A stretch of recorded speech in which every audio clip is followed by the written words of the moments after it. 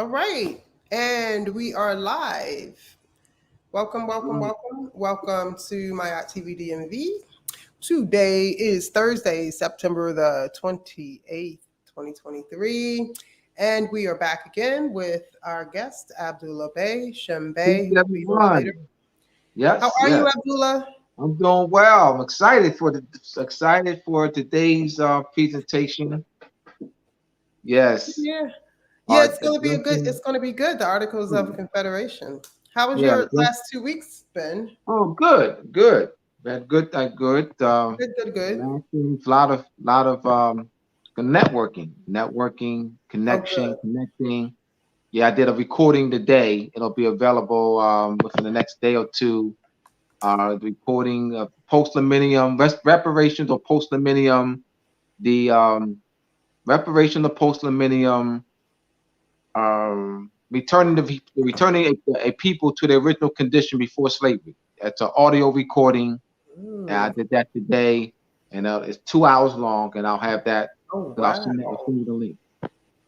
Okay, Yeah, you must share once it's yeah, I'm published. connected with different people like yourself who have platforms, and I'm Oh helping, my so I'm working with them goodness. to be on their You're so platforms to help great. strengthen their platforms. And so, yeah, we got an upcoming conference in May. That's why I told you about this conference in May of next Right. year. Mm-hmm. We'll have the date solidified within by this weekend. All right, the conference in May in Philadelphia. All right, the Moorish governance and Moorish nationality claim conference. All right, we're gonna have National the Conference. dignitaries Okay. there. Probably someone, I think a queen from Uganda will be there. People Oh, from the United Nations. Yes, it's gonna be big. It's gonna be big. You'll be okay. one of the speakers. You'll be one of the speakers. All right. Sister Great, great, Bacole great. will be I one of can't the wait. speakers. Yeah, we have. Yeah, so it's gonna be big. Yes, big. Wonderful. So we got some planning coming up. So what do we have to look Yeah. forward to this evening? All right. Today's topic is addressing the misconception that Moors are the founders of the United States. Addressing the misconception that Moors are founders of the United States. I taught that misconception for 25 years to thousands of people.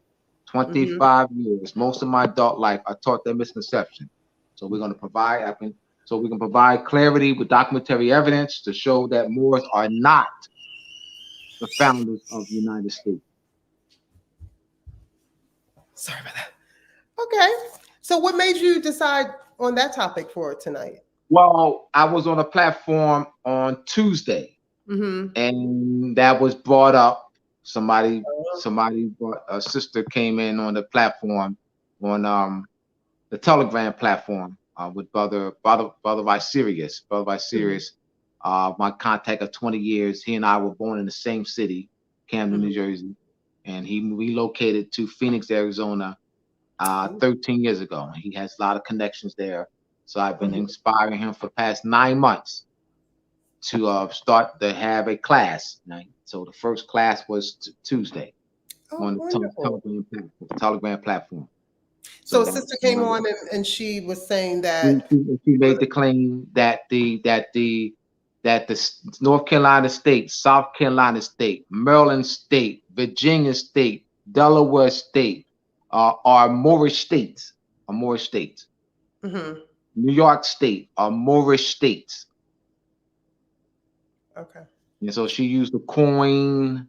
She used a coin with a Moor on there and some map, colorful map, as her claim, that evidence that North Carolina State, Virginia State, Maryland State, Delaware State, Massachusetts State, Rhode Island State are Moorish states. So that was the impetus of my doing this tonight. Okay. So yeah. Well, without further ado, it's 12 people in the chat already. Are you ready to get started? I'm ready. Okay. Let's get ready to rumble. Mama said, knock you out. That's right. Not you. Okay. All right. Addressing the misconceptions that Moors are the founders of the United States, a misconception that I taught to thousands of people for 25 years, most of my adult life. Articles of Confederation, and no, we're gonna start with this. Yes, you know what? I wanted, yeah, I guess what?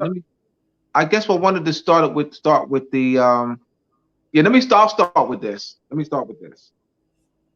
Since we already have it up. Articles of Confederation and Perpetual Union. Article 5th on the 15th of November 1777, on which day Articles of Confederation and Perpetual Union were finally agreed to form. Articles 20 on the 26th of June 1778, Congress agreed upon the form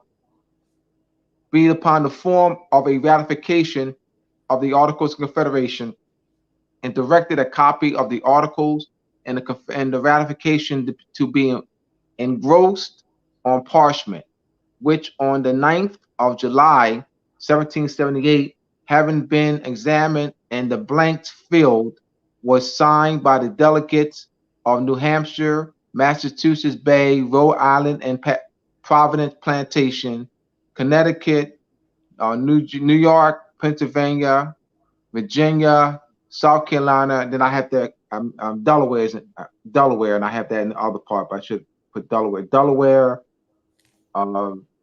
Maryland. I didn't include Maryland here. Maryland is also included in here, as well as Delaware.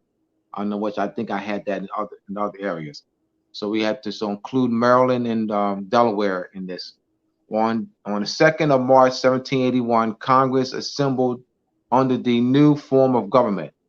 To all to whom these present shall come, we, the undersigned delegates of the states affixed to our names, send greetings. So are these Moors, or are they Moorish states? So another thing I mentioned, the sister stated that they were Moors, and I said, sister, that if you're saying that they're Moors, but your claim is that they're Moorish states, that if they were Moors, they would be British subjects. They were British subjects, and the evidence is there. There was the British subjects that were fighting against their mother. So if they look like me and you, sister, that's it, they would be British subjects. And so those states would not be Moorish states. It would not be Moorish states. And we're going to clearly see what New York State is, North Carolina, where you're going to clearly see where New York State, South Carolina State, Virginia State, Delaware State, Pennsylvania State, Rhode Island State, Georgia State derive their authority to operate in the various territories. And that which is Moorish sovereignty, it supersedes that. So New York State, Georgia State, Virginia State, etc., authority to operate in the territory is not based on blood right ties to the land. They don't have blood right ties to the land. It's not an autochthonous claim. It's not a blood right tie to the land claim. So why would you want to attach yourself to that? Why would you want to attach yourself to New York State and say that and claim that they are Moorish states? Moorish states are superior to them. Moorish states, Moorish sovereignty is superior to Virginia State, North Carolina State, Pennsylvania State, Connecticut State. Moorish sovereignty is superior. You're going to clearly see that.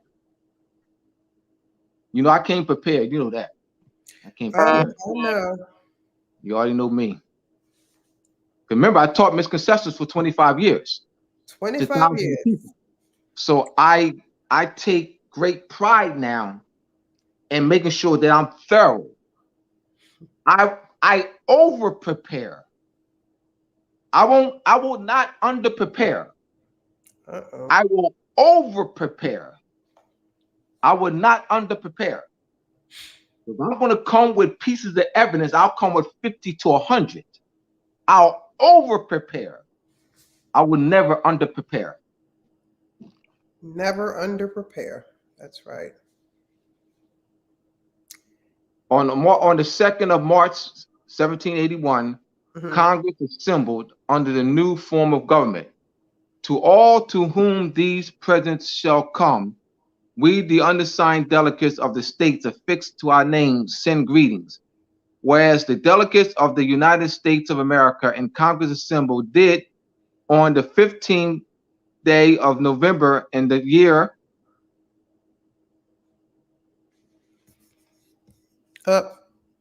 next page. In the year of our Lord 1777, and in the second year of the independence of America, agreed to certain articles of confederation and perpetual union between the states of New Hampshire, Massachusetts Bay, Rhode Island and Providence plantations, Connecticut, New York, Pennsylvania, Delaware, Maryland, Virginia, South Carolina, and Georgia.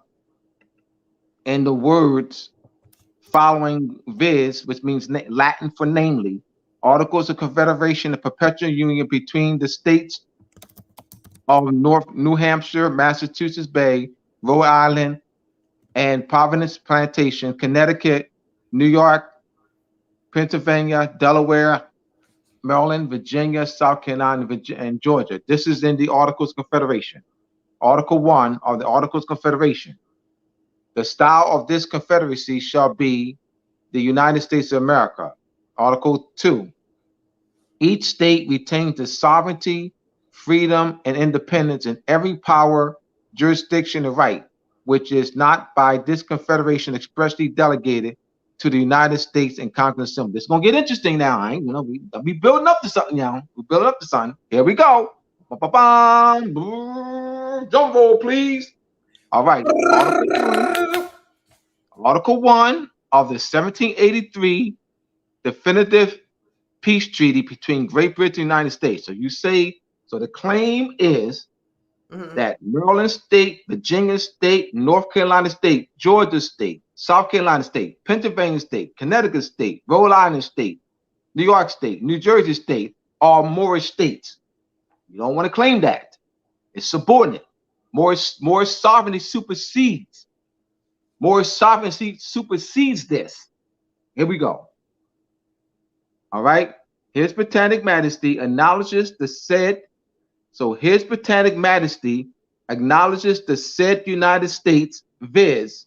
New Hampshire, Massachusetts Bay, Rhode Island and Providence Plantation, Connecticut, New York, New Jersey, Pennsylvania, Delaware, Maryland, Virginia, North Carolina, South Carolina, and Georgia to be free and sovereign.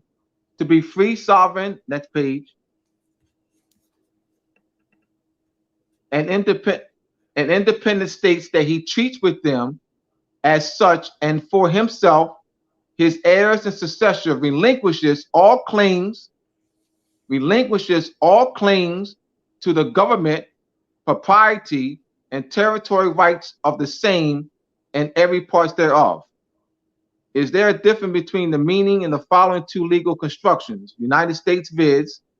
New Hampshire, Massachusetts Bay, Rhode Island and Providence Plantations, Connecticut, New York, New Jersey, Pennsylvania, Delaware, Maryland, Virginia, North Carolina, South Carolina, Georgia, and then we have the construction United States. And viz, as I said before, is Latin for namely. So do these have the same construction?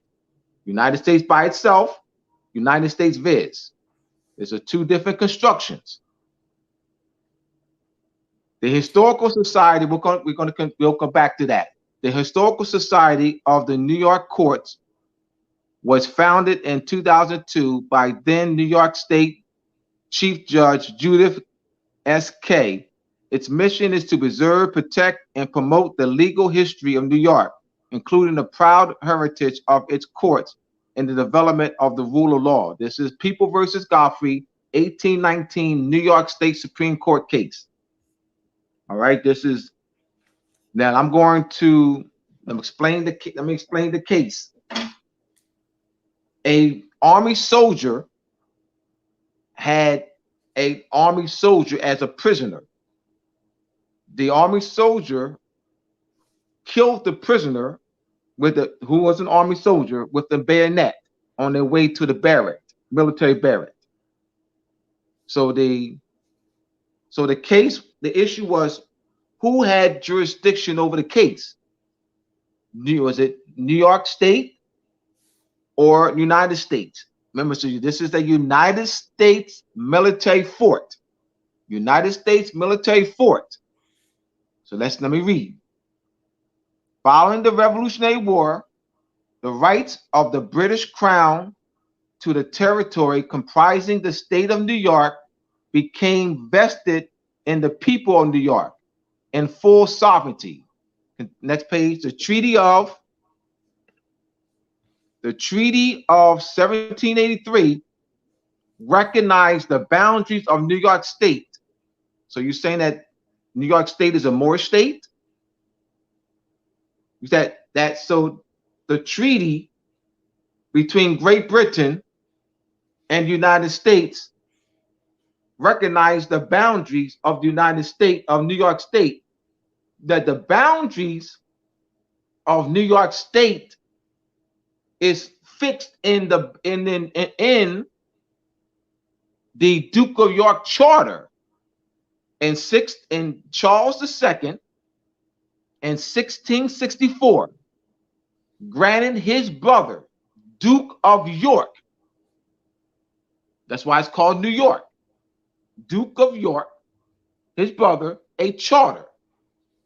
The boundaries is laid out in the Duke of York's charter.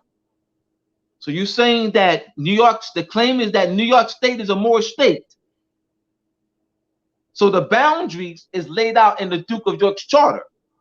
New York State assumes rights. So that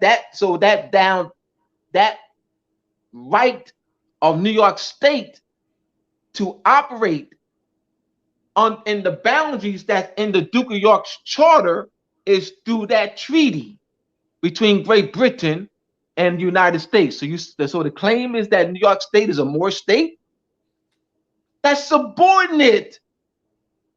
Moorish sovereign, that's subordinate. So you're saying that, remember, New York State's rights to operate in the boundaries is through the treaty between Great Britain and the United States. It's not the New York State Constitution. The New York State Constitution gives the New York State Constitution does not give New York State any rights to operate in the territory. It's the treaty. Let me continue. And the Articles of Confederation expressly reserve the sovereignty of each state. Oh, so you're saying that's a Moorish state. Articles of Confederation expressly reserved the sovereignty of each state. The fort itself was surrendered to the United States under the Treaty of 1794. That is the Treaty of Navigation and Admiralty, Navigation, and Commerce between Great Britain and the United States. That's the treaty between Admiralty, Navigation, and Commerce between Great Britain and the United States, 1794, also known as the Jay Treaty.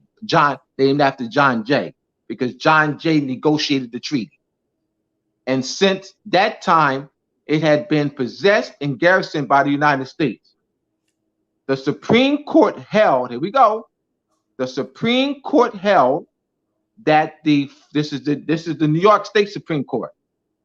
The Supreme Court held that the fort was subject to the jurisdiction of the state, since the lands upon which it stood had not been ceded to the United States. Chief Justice Ambrose Spencer wrote the opinion of the court in which he stated that it was beyond all doubt that the United States acquired no territorial rights to any portion of the state under the treaties of 1783 and 1794. That's not Moorish sovereignty. This is conquest.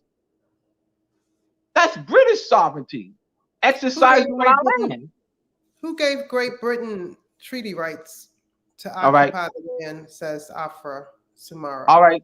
No one did. It's this under conquest. No one did. No one. Let me explain. The question is, who gave Great Britain treaty rights on the land? It's under discovery, conquest. They're operating under conquest, what they call discovery. Inter Caetera Divina. Inter Caetera Divina, there's three of them. There's three Inter Caetera Divinas. 1441, you also have Dom Diversis. 1441, that's in the continent of Africa, all right, Portugal. Was granted Inter Caetera Divina, all right, by a pope of that time, 1441. There's a second one whose date that I can't recall. The third one is the Inter Caetera Divina, March 4th, 1493, Pope Alexander. All right. So Alexander the Sixth, which is for gorgeous. That's the picture that they call Jesus. That's the real that picture is a picture of a real live man. That's not a made up picture. That man existed. That man that they called Jesus, that painting, that man actually existed. Michelangelo, for gorgeous, Pope Alexander VI, the Borgias house, he commissioned Michelangelo to draw a picture of his son. So I just wanted to put that information in there. So it's under, they're claiming terra nullius, land without people. So it's under conquest that they call discovery,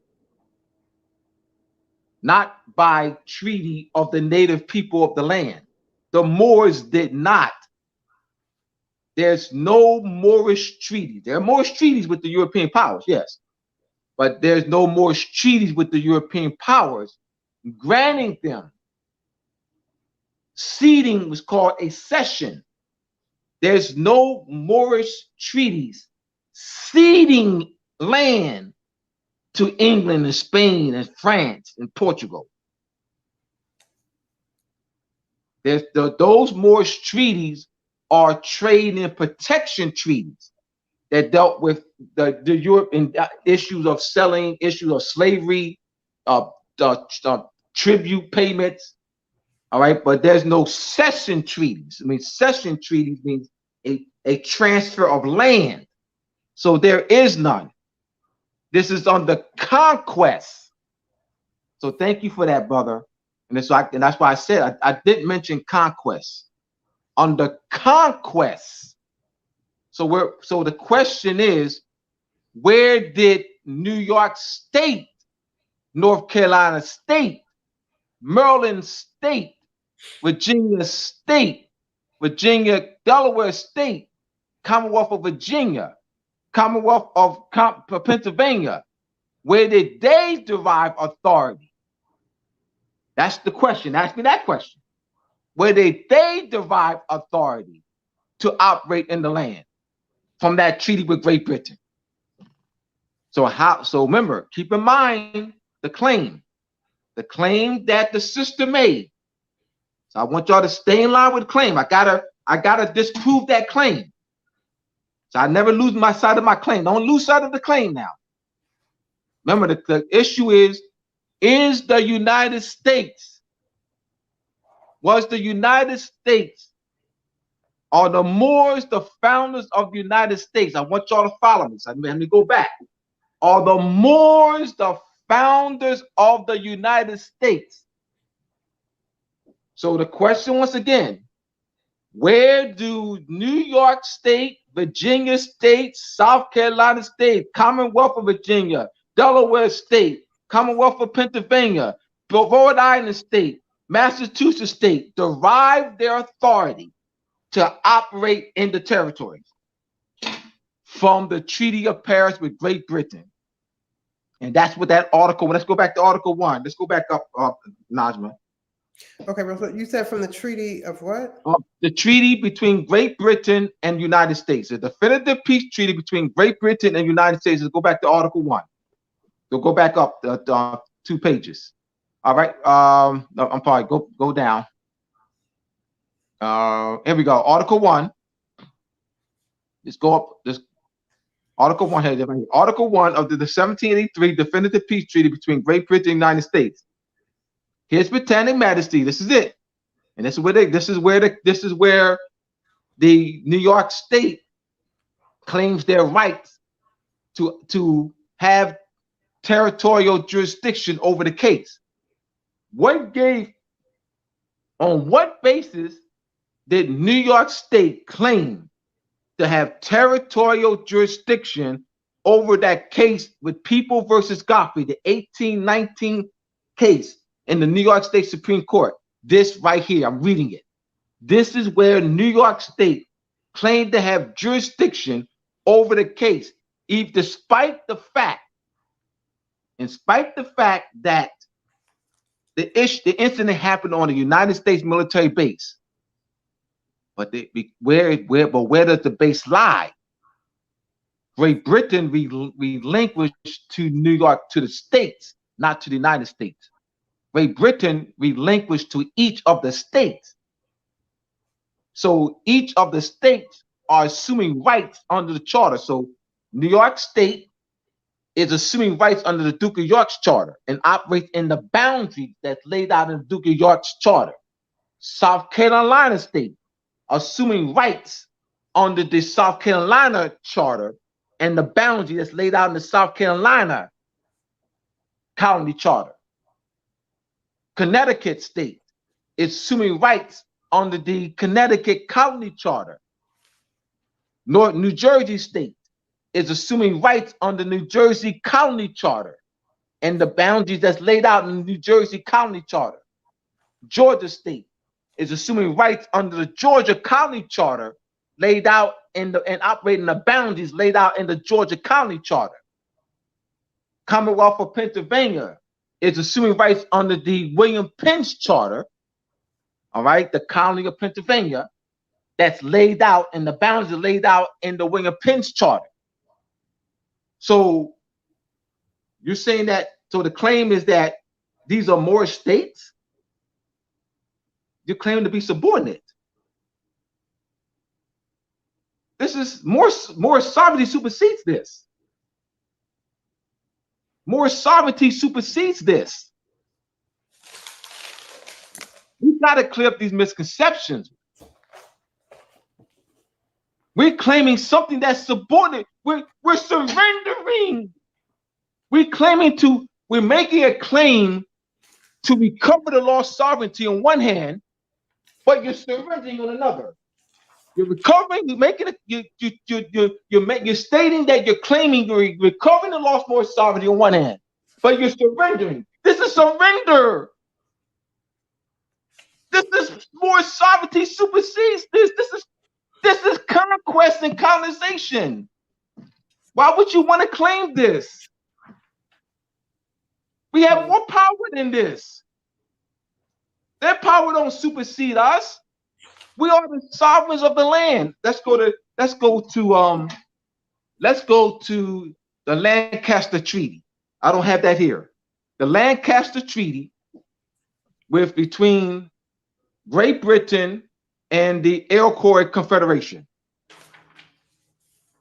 Look that up. Lancaster the treaty between Great Britain and the Elkhorn Confederation. Great Britain, like I said, I came prepared, y'all. Great Britain made the claim of 200. Great Britain made a 200-year claim. And guess what? We came back and said, hey, Great Britain, what's 200 years? And I'm not making this, it's in there, I'm not making this up. This is in there. What's 200 years to being, what's 200 years to what? Rising from the earth. What's 200 years compared to rising from the earth? That's an autochthonous claim. Autochthonous means rising from the earth. So what's 200 years compared to rising from the earth? I just want y'all to follow me, y'all. But when you're making the claim that we're founders of the United States, you got to understand what the United States is obligated to. We have to study. United States. So let's continue. So before I go any further, Najrin, let's fill some questions. I don't want to go any further right now. Let me fill some questions. Let's fill some questions right now, because this is a lot. This is a lot. Okay. Someone said, and you know what? And truthfully, let me take that back. It's not a lot. I take that back. What makes it quote unquote a lot is the misconceptions that we have been taught by conscious Moors. I mean, Europeans have not taught this. Europeans have never taught that Moors are the founders of the United States. So I can't say Europeans. The Europeans have never taught that. I mean, Europeans have taught misconceptions and lies, yes. I'm being clear about what misconception. Europeans have never taught that Moors are founders of the United States. Europeans have never taught that 35 Moors was at the United States Constitutional Convention. Europeans have never taught that we, the people of the United States, that we, the people in the phrase of the United States, are the Moors. Europeans have never taught that. Conscious Moors have taught that. All right, let's fill some questions. And I was one of them. I'm gonna raise my hand. I was one of those conscious Moors. Let me raise my hand. I was one of those conscious Moors that taught those misconceptions that I just listed for 25 years to thousands of people. I was one of them. So I'm talking about myself too. Okay, someone said, is this a better claim because evidence exists that the what's a better claim? What's this? Let me finish it, and then maybe it'll make sense. Is this a better claim because evidence exists that the Negro Question Book 667, Memoirs from Ben Franklin, etc., of the appearance of those founders for their society? I don't understand. What is this a better claim? They still doesn't. This is a demonstrative pronoun. So give me. Okay, Pico Lag, can you elaborate, please? Yeah. Identify the demonstrative pronoun this. So this points to what is the better claim? Why, let me see, which is why they attack the legal name Nom de Guerre in Solution. Nom de Guerre, but I'm still not clear. Is that this is a different person. All right, so that's why I'm still not. That's why they attached the name, the Nom de Guerre. But what is that? All right. Someone else said if this. Can we ask questions? Is there questions for clarity? Is there? All right. That's bad. Let me back up. And are there questions about what I presented? Are there questions about what I presented? Let's start all over. Start all over. Are there questions about what I presented? Is there anything that you're not clear on what I presented over the past 20 minutes?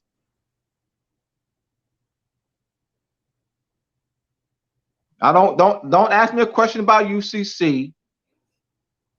Don't ask me a question about Mars or Jupiter or Venus. Don't ask me a question about Fred Flintstone. Ask me the question relative to information I presented the past 20 minutes. Oh, someone said that they believe that the response was in response to his statement about terra nullis. All right. Okay. Terra nullis, which means land without the people, land without people. And on that, they're making the discovery claim. This is why we have to speak up and organize and speak up in government structure, in organized government structure. Someone said if it all initiated by the foreigners claiming title by conquest ab initio, what standing does all the dozen of treaties made by the people called Indian with the invading foreigners after the fact? Yeah, that doesn't give them claim, though. The treaties made by fiction. Indian is not a people. So Indians can't make Indians not a people.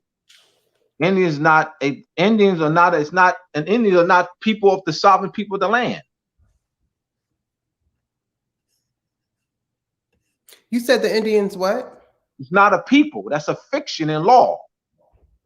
Indian is a fiction in law. An Indian is a British national, a subject of Great Britain. 1926, I made the claim, I'm going to prove it. I made a claim, my evidence is 1926 case in the International Court of Justice between Great Britain on behalf of the Kagayuga nation versus the United States in the International Court of Justice. In that case, which is a stare decisis case in the International Court of Justice, an Indian is a British national, a subject to the jurisdiction of Great Britain. So how can that entity, a subject of Great Britain, and in that case, I need to read that case, y'all. Read that case. Because they had no sovereignty. They had no sovereignty that was being exercised. So notice it's what? Great Britain on behalf of the Kagayugi nation versus the United States in the International Court of Justice. Indians are fiction. Indians like black. Black is a fiction in law created by Great Britain. United States didn't create the fiction Indian. Great Britain did. United States didn't create the fiction black. Great Britain did. United States didn't create the fiction Negro. Spain did. United States is a continuation of European, Spanish, French, Portugal, Netherlands, and English conquest and colonization of our land.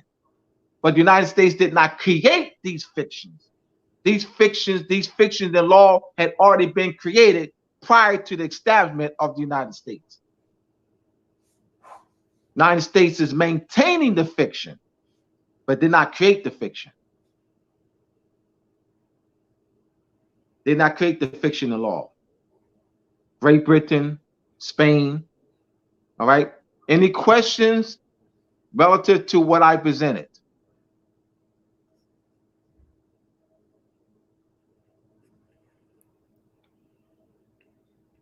Do you understand the case, the People versus Godfrey case?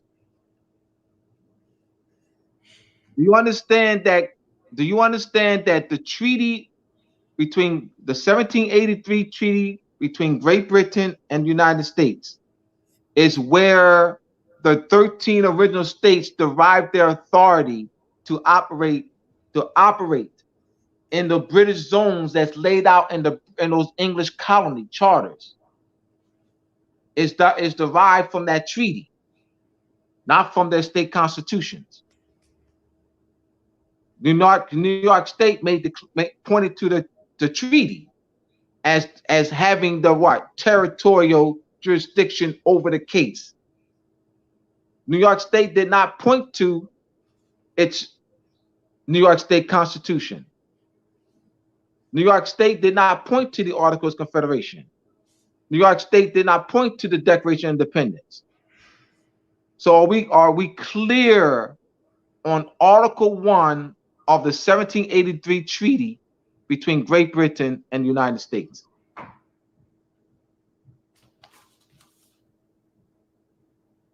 I'm waiting for questions, for clarity. I want to make sure people are clear. If everybody's clear, can you type a 1 in the chat? If you're not, a 2, and where you're not clear. All right. Where does Maryland derive authority to operate in that territory? You said where does Maryland State? Where does Maryland State? All right. By what authority did Maryland State and Virginia, Commonwealth of Virginia, have to cede the 10 square miles to the United States, the District of Columbia? By what authority did Maryland State and the Commonwealth of Virginia have to cede 10 square miles to the United States, whereby the United States created the District of Columbia? By what authority did Virginia State and Commonwealth of Virginia and Maryland State do that? How was Virginia State and Maryland State able to cede land to the United States, the 10 square miles?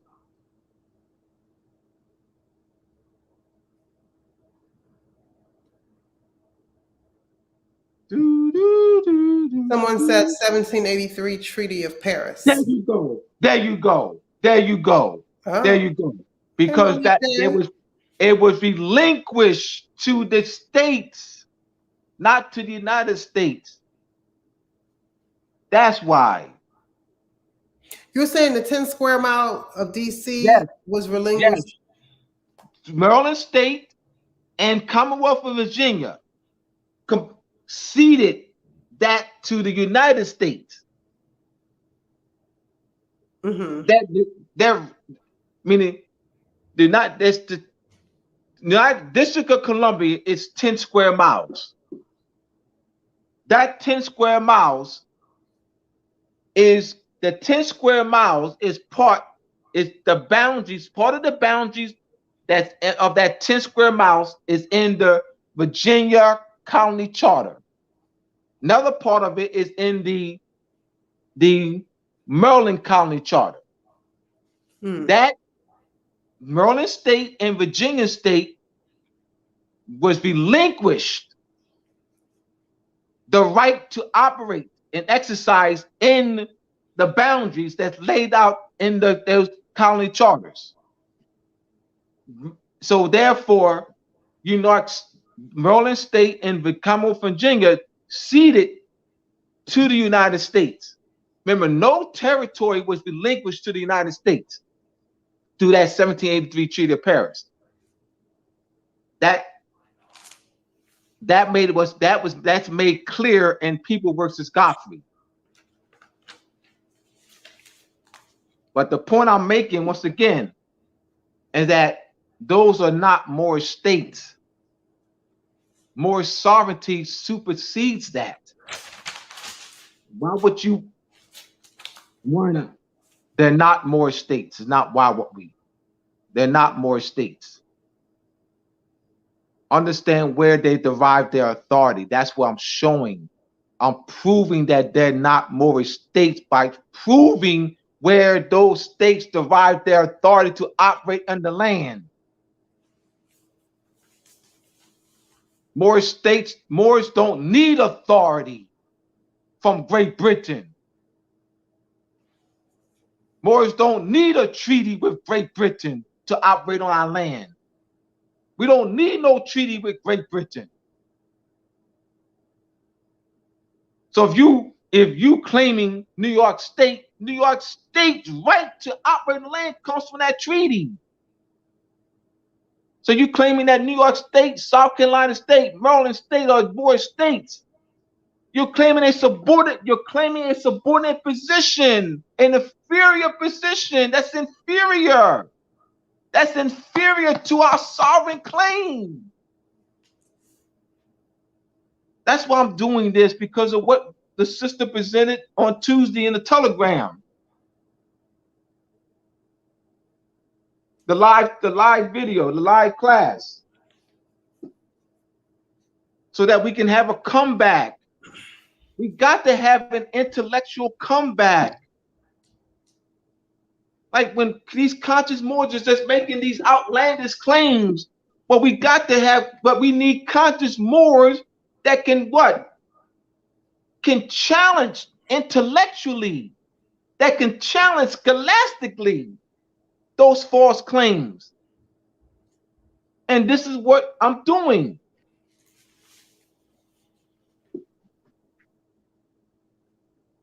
All right, let's get I just want to make sure people are clear on this so we can continue.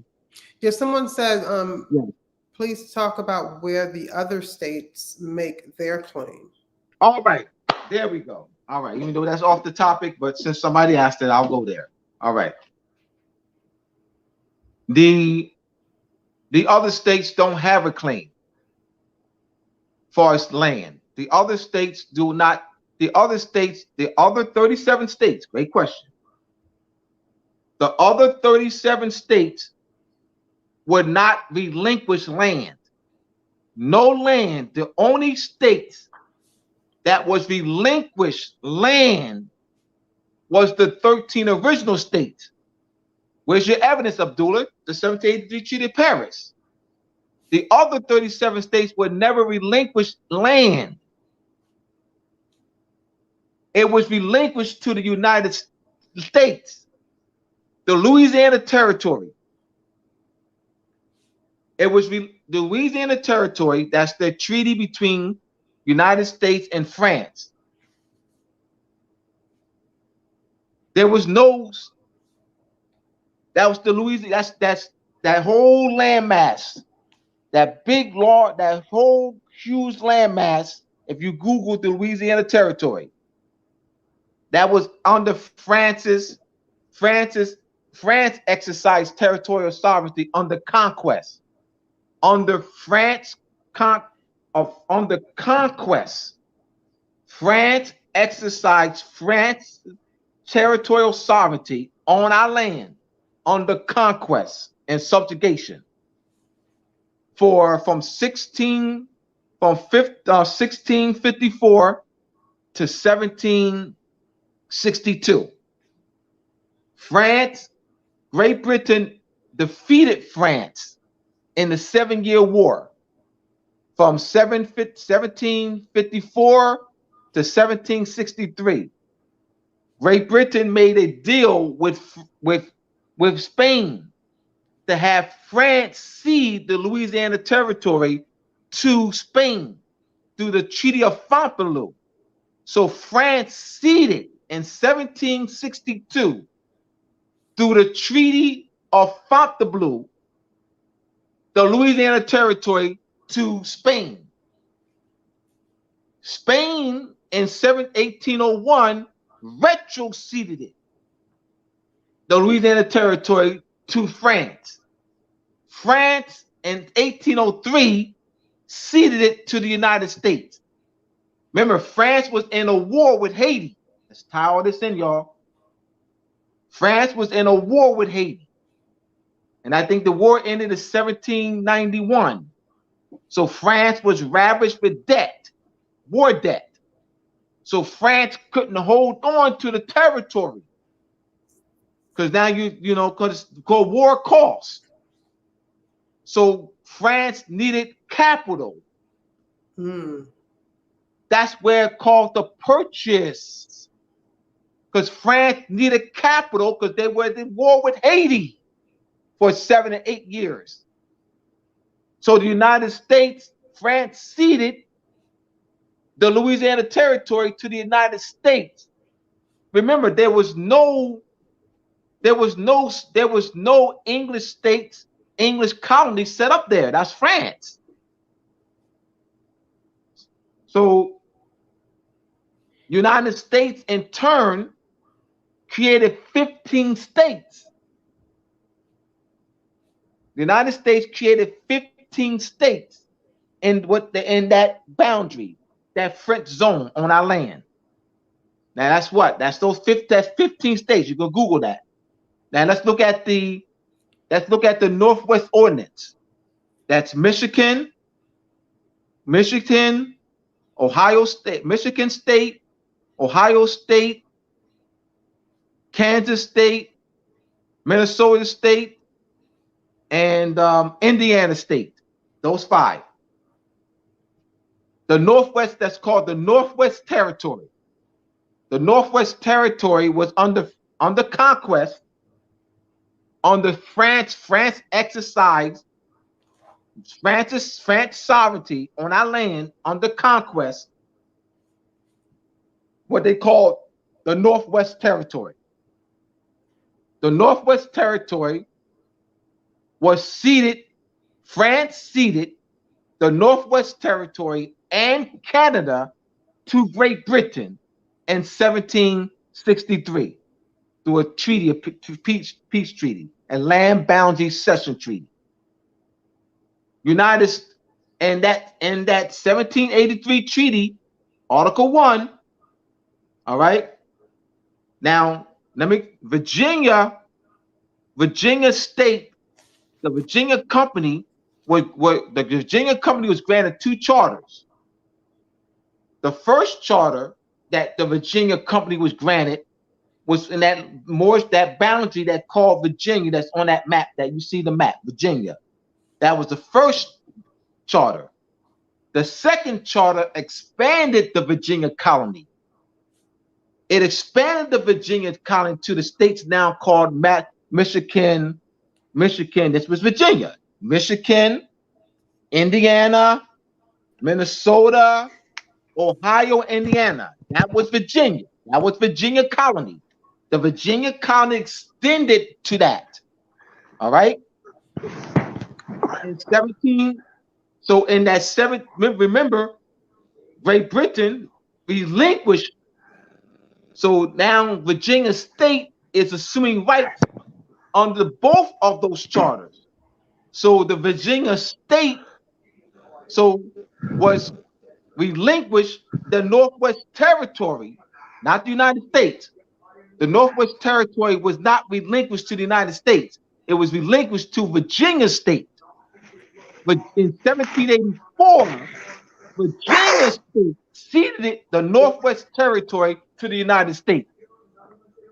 And as a result of Virginia State ceding the Northwest Territory to the United States, Virginia, the United States and Congress assembled and enacted the Northwest Ordinance. The Northwest Ordinance, from the Northwest Ordinance, the United States created 5 states, Michigan State. Remember, so the Constitution for Michigan State, Indiana State, Minnesota State, Ohio State, and Ohio State, and I think it's Kansas State, was all governed under the Northwest Ordinance. And later on, they had their Constitutional Convention. But their Constitution was the Northwest Ordinance. So later on, they each had their separate Constitution. All right? Are we clear on that? But the 13 states are different. The 13 original states have more power. The 13 original states are the parent body. The 13 original states have land rights under conquest. The 13 original states have land rights under conquest, through the 1783 Treaty of Paris, that land rights does not belong to the United States under conquest. New York State, United States has no New York State's authority supersedes that of the United States in that territory. I made a claim, People versus Godfrey. People versus Godfrey. Who had territorial jurisdiction over the case? New York State. Remember, this is United States military base now. It's the United States military base. But who had territorial jurisdiction over that case? New York State, based on the Treaty of Paris. That's why I'm going back to make sure we're clear on this, because this is key.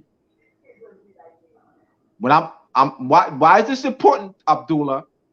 It's important because we need to know who to go to. We don't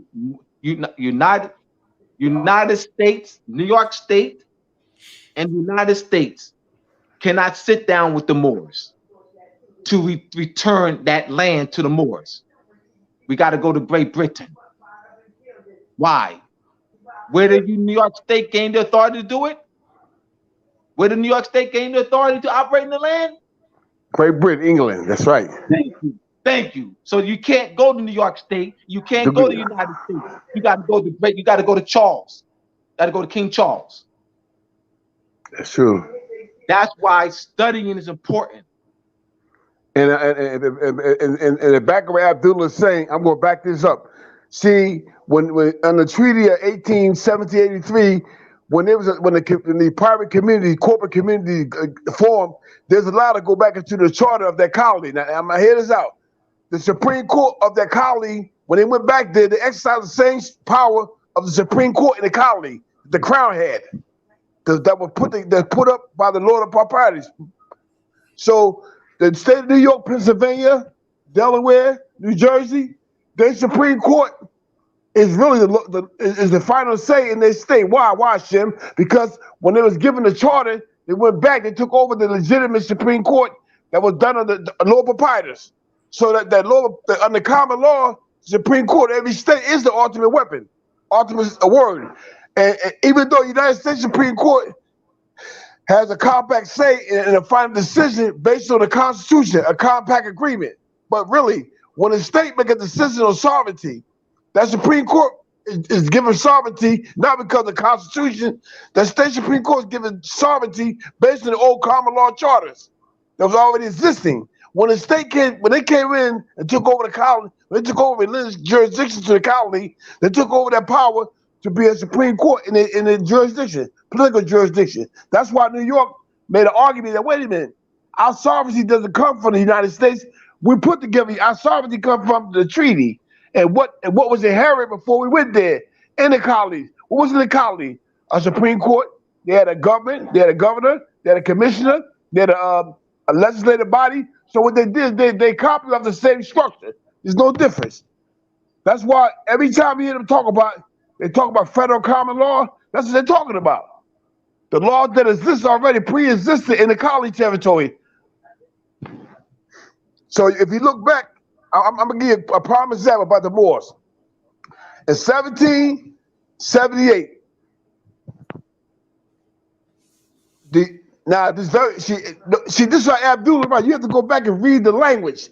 We have not been really exempt. Look at the treaty. It said any other tribe wants to enter this confederacy. Hear me out now. What confederacy? You tell me the Little Navi Nation had a confederacy that the United States joined? Now let's straight all these Moors out by Moors there. The United States formed the Constitution. No, listen to me. The United States joined the confederacy that's always in place by the Moorish nation called the Iroquois Confederacy. They Moors. What they did was they use language now. They hide it. But the Little Nappies were Moors too. So they already had a confederacy that the United States joined. That's why the treaty said any other tribe wish to join us. It said this confederacy. Come on, Shem. I'm reading the language now. What's going on here? You mean tell me that United States is joining the confederacy? So now, get back to Abdullah said that flag that they call a Southern flag. Talk about that's a racist flag. That's not a racist flag. They don't understand the meaning of the flag. You give it, hey Shem, don't go off the topic. Don't go off the topic. Yes. So you don't want to stay on topic because then the topic is that these states, these communities. Let me say something. When the United States, when the community, let me say Esquires, Marquis, the lower proprietors, they had a fallout with the commons of the land. What happened was they got together and formed communities. What that was called a coup. They really was doing a coup against the crown. Yes, that is a coup. They was trying to overthrow their government. Yes, that's a coup. United States is the first one in ancient time that started coups, overthrowing their crown. And what happened was when they did that, they became refugees and rebels. So what did they do? They ran to the Lenape Moors, and the Lenape Moors gave an amnesty and asylum, meaning they protect them and fed them and clothed them. And by doing that, the United States joined that confederacy. See, there's already a confederacy that exists. They won't teach this right here. They joined the confederacy to be recognized as what? As a sovereign community. Yes, as a sovereign nation. Who the first one recognized them as a sovereign nation? France, Spain, because France and Spain was aiding them in the war. Yes, the France and Spain was aiding the United States in the war against Great Britain, to take down Great Britain. And what happened is, the Moors joined the war also. The Moors joined the war and allowed the United States to live on their land, and allowed the United States to set the fort. The first District of Columbia was the port. The fort they had. That's the real United States capital. It was set up under the Confederacy of the Lenape Moors. So those sovereign states that formed under the Delaware Treaty, that the Lenape Moors sat down and delegated power, was New York, Jersey, Pennsylvania. These are the sovereigns. These are the same sovereign representatives that met the crown, a team of sovereign delegates, and they negotiated a treaty. The treaty was to surrender. All it was a peace treaty of a term for surrenders on both sides. And the deal was, I'll allow you to go back into the colony territory and form your own government, have your own elections. But watch it. Guess what didn't change? Taxes. See, the thing was, the Esquires was working this real good. So I'll work it back into your favor, your majesty, the king. I'll work it back into your favor. How I do it? But only by allowing them to have their own will to vote or who they want to represent them. But we the people are the Esquires. We the people of the United States. Somebody said, Shem, what are you talking about? Yes, they are. In every contract agreement that's written, at the end of the page, look at the signature parties of the agreement. At the end of the Constitution, say the representative for so-and-so, Esquires. Why are the Esquires are in it? Sign that. Because that's who are we the people, the Esquires. They're the only ones to be that, because they're the only parties to that agreement, the agreement. They signed it, they created it. They negotiate. And that's why there's all heritage powers is in Congress. In the Congress, in the legislature. Why is all the heritage powers in the legislature? Because from that day on, the Esquires control the legislative body making the laws. And to this day, the United States House of Representatives, the Senate House is controlled by what? Esquires. You go somewhere, you have an Esquire. You go somewhere, you can have an Esquire. Okay, go ahead, Professor Abdullah. Thank you for that, brother. That was not that. I'm glad he added that to the presentation. It's wonderful. It's talking about the 1778 treaty. They called the Delaware Treaty, 1778, and in there that language is where we allowed the United States to pass through, pass through parts of the land because they were fighting Great Britain. That language is in the treaty. Shem is correct on that. Right, so we have to expand our knowledge base, and that's what we've been doing. Shem's been teaching that treaty to us for about 4.5 years. I've read it several times, so he's definitely clear, right on those points. So I'm gonna say another thing. See, with Moors, this is what we have to learn. Abdullah, thank you for that case, Abdullah, because I got that case you sent me, Abdullah Sawir. I got it somewhere. I said, hey, I got this case. Hey, Abdullah, thank you, because that treaty tells you, that case, the United States Supreme Court case tells you that individual can depend on individual. Shem, it's not a United States Supreme Court case. It's a New York State Supreme Court case. Yeah. No. I'm talking the other one you just sent me back here. Not People versus Godfrey. No, not Godfrey. I'm familiar with that. I thought the case that you just sent me about an individual enforcing a treaty.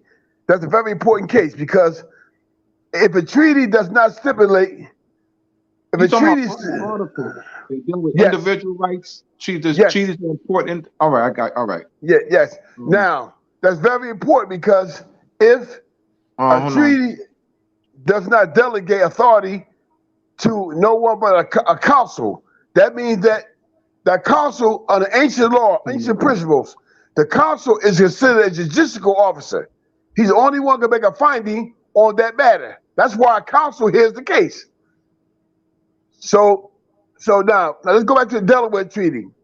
Now, if an individual board goes to court and say, hey, listen, I'd like to force the Delaware Treaty, where's your deputy at? Where's your sheriff at? You got to have your sheriff, because the Delaware Treaty says deputy. On the Moorish law, a deputy is a sheriff.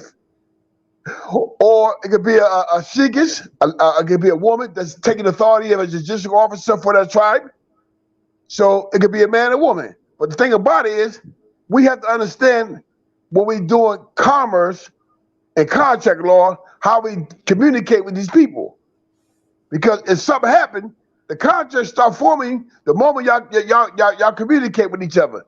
A compact happened when a forces officer or an agent or officer, official of the state meets you, the first time the contract is formed through your words, your conversation, and demonstration, expressions. Now, we take for granted, sometimes we take for granted that these Avian officers and also our so-called Negroes, brothers and sisters, know the law. They don't know the law. They know private policy. They get paid enforcing private policy on the land and water. That's all they know. So you take it for granted they know something. They don't know nothing. They're de facto. What do you mean illegitimate, illegal?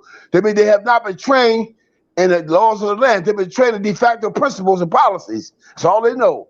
So you take it for granted that they know the law. That's why under every government, you got a Department of International Affairs. What do you mean? There's an officer or agent or official that's trained on the international norms and principles, jurisprudence. That's why they got an office there, the Office of International Affairs. That's the office you're supposed to go to do all your business to. That's what Abdullah right. If you got a problem with the land, any state you go to, I'm gonna say let's say if you got a problem with the state of Texas. Now, all we have to do now is really go to the United States Department of International Affairs, Shem, because Texas was not considered a territory owned by the Crown of Great Britain. It is a territory owned by the conquest Moors under the title Mexico. So what happened is, back up, Shem, back up. Let's provide clarity with that. Let's provide clarity. I'm gonna get there. Let me get the professor. But it's not Mexico, it's Spain. It's not Mexico. Excuse me, Spain. Excuse me. You're right. It's Spain.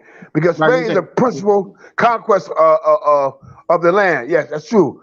Now, when Texas, they got power with Texas, you have to go to the Minister of Foreign Affairs of Texas. That's the council office of that now. It's changed. It's the Minister of Foreign Affairs, European Affairs for Spain. It's the minister there now. That's the council. You go to him now and say, we got a problem here. In the French zone, you have a state, you have a conquest subject that convey their land, sold their land to the United States. Now, there's no declaration of release of Spain over two governments, the hosting government and the receiving government. Spain is the receiving government. Morocco is the hosting government. So therefore, something wrong here. So when you're going to bring a claim before the court over the territory, that means the people really don't hold a right over the territory, because it's never seceded to the United States by Spain. There's a succession treaties for that. There's no purchase agreement for that. All right, let me provide clarity. All right. Let me provide clarity. Now, there's an 1819 treaty between Spain and United States. You also have the Louisiana Purchase. I mean, let's back up. Let's back up because I know where Shem is going. I just want to provide clarity. In 1762, through the Treaty of Fontainebleau, France ceded the Louisiana Territory to Spain. So from 1762 to 1801, Spain exercised Spanish territory sovereignty. The French subjects never left. When France ceded the Louisiana Territory to Spain, the French subjects remained. So they were governed by Spain for a period of from 1762 to 1801. Spain retroceded to France in 1801. France ceded to the United States. Now, when France ceded the Louisiana Territory to the United States, there's a citizenship clause. Article 3 of the Louisiana Purchase Treaty. The French subjects became citizens of the United States and therefore be protected under the United States Constitution through that treaty. There are French land grants and Spanish land grants. You also have Spanish land grants in Colorado, New Mexico. When the United States of Mexico was formed, United States of Mexico was formed in the Spanish zone. Absolutely. That now called Mexico, New Mexico, California, Colorado, Utah, Nevada. All right, that's the Spanish zone. All right, United States of Mexico, all right, is exercising territorial sovereignty in the Spanish zone. When the United States defeated the United States of Mexico in 1854, the United States of Mexico ceded all of that land to the United States. So now the United States becomes the trustee. Through that treaty, the Guadalupe Treaty, United States takes over from the United States of Mexico the obligations under international law to oversee the Spanish land grant. So under the laws of nation and through the Guadalupe Treaty, United States becomes the trustee and now is obligated to oversee the Spanish land grants that the Kingdom of Spain granted in the 15, 16, and 1700s. I want to make it very clear what I'm saying. So we got to mention the instruments. You mentioned the instruments. So the United States becomes bound by international law. Yes, it's conquest. It's conquest. We know it's conquest, but there is an instrument called the treaty, and that's the way in which they were seated. Let me continue. Let me continue.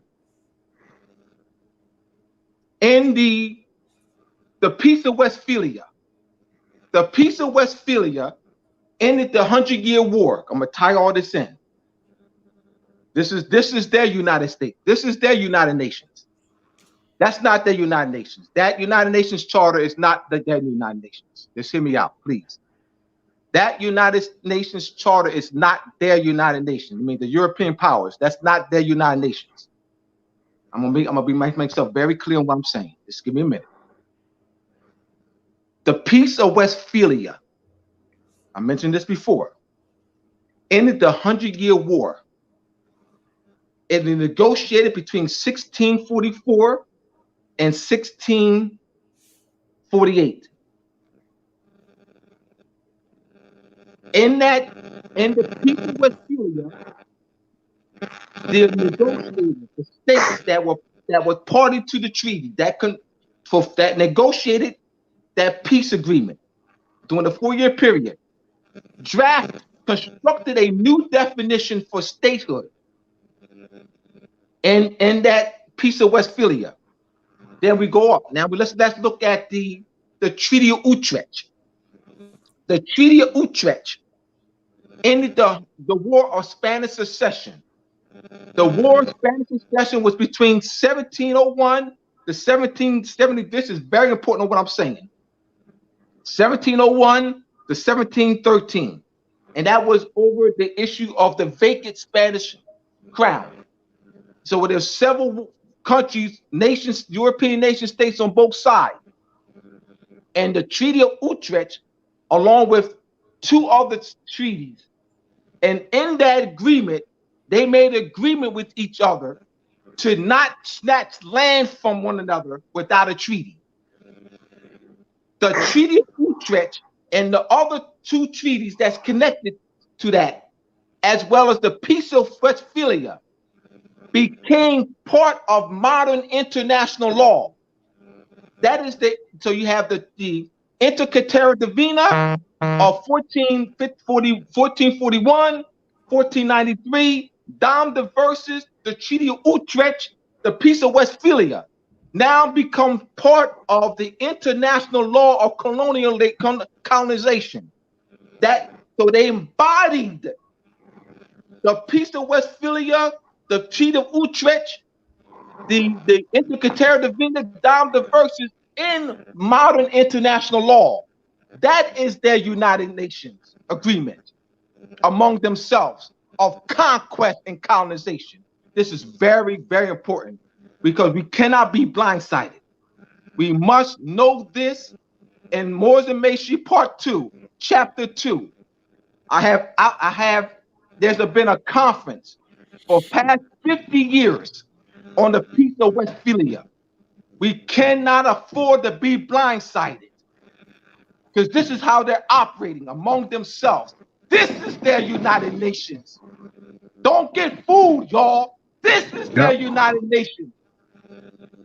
They have an agreement of conquest and colonization. No. That's right. Thank you, Professor. That's beautiful. I'm not going to let y'all be blindsided, y'all. We ain't going to be blindsided. We're going to know more than these Europeans in these colleges. Yep. We're going to know more than these Europeans in these colleges, y'all. Because they're not teaching this. They're not teaching this here. This right here. Know more than them. Yeah, cream of the We crop. ain't going to be blindsided, y'all. And right now to this day, the historic royal families of Napoleon, all these royal families and these royal houses are running the whole world today behind closed doors, controlling government right now. And guess how they rule? Based on agreements, international contracts and agreements. They are ruling the governments today because they control the money system.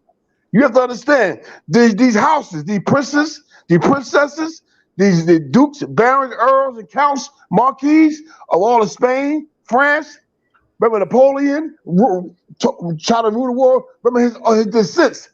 All of them are right now still ruling the world right now for their Moorish status. But you never see that in the public eye. That stays in the private sector because they hide behind a house. What is a house? A nation. They still operate a nationhood through a house. Yes, we haven't understand this principle yet of nationhood. They know this principle. They understand this principle because they learned it from us, our ancestors. That see the rule. Rockefeller says something true. He said, "Own nothing but control everything." What you mean, Rockefeller? This being controlled to determine who make the laws and control the money. If you control the wealth of a nation, you control the people because the people depends on the earth. Everything they need come out the earth. You control their minerals and they control their land and water, fish. For fishing, you control the people because the very necessity that they need, they have to come to you to get it. When they come to you to get it, they become a servitude. They come into the servitude state. They become a indentured servant now. They're bound to you at all times. So they train their offspring, the descendants and heirs, to learn how to control the land, the wealth, through corporations. They put on the face, a mask. That's his hood. The hood is the mask. They put it on and drive a horse. What do you mean? They ride a horse. What do they ride? They ride the people. They ride nation people from one destination, longitude to another longitude, controlling the wealth of the nation through corporations, and then control the government because the government, the people form the government. Who cares? But they need the wealth. They need the minerals. They have the necessities of life. They got to build houses. They need all the energy. So what they do, control all these things, control the money, how the money is dispersed, and you control the people. They don't care who make the laws because they control the people. All they do is, if you control the people, then the people are the guns. The legislator is the gun. And guess what? The law, the bullets are what the legislator passed, the acts, the rules, the policy, regulations. Who fired the gun? The enforcement officers, the agents that the government delegate authority to. They come out and fire the gun. So this is a very well kept secret how they run the government to this day, right now, all over the world. You ever notice something? All these people in these Arab countries, you notice something, right? They all coming from a royal pedigree house. It goes all the way back to 16, 15, 1300s. That's why they never use power. Because you look at that, oh, he a Muslim, or he a Christian, or he a religious. No. It's all about a house controlling the whole world.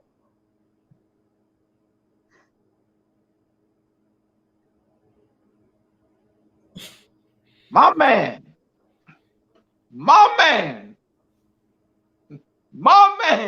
If you think I'm lying, I sent Abdullah a document that Napoleon signed with all the nations. Hear me out. All the European nations came to Napoleon and signed an agreement with Napoleon. Why? Why did they sign an agreement with Napoleon?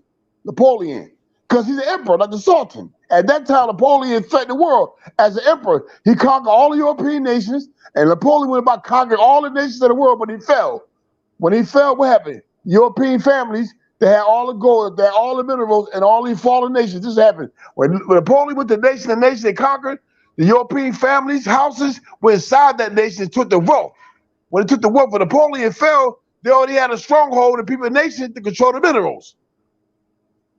So what they did was they portrayed these nations to what? Methodology, called religious, a faith, or I'm Christian, I'm this, I'm Muslim, and they took on these faces, that mask, and control the whole world today. These families control the whole world today through that right now. How this part that they part of royal houses that come off of the European families to control the war. That's all it comes. And then they claim, listen to this, and then they would claim to be Moorish descent. When you ask them where they come from, they say, I come from the ancient land of Babylon, Persia. That's Moorish descent. So they're claiming your Moorish heritage, and you're not claiming nothing.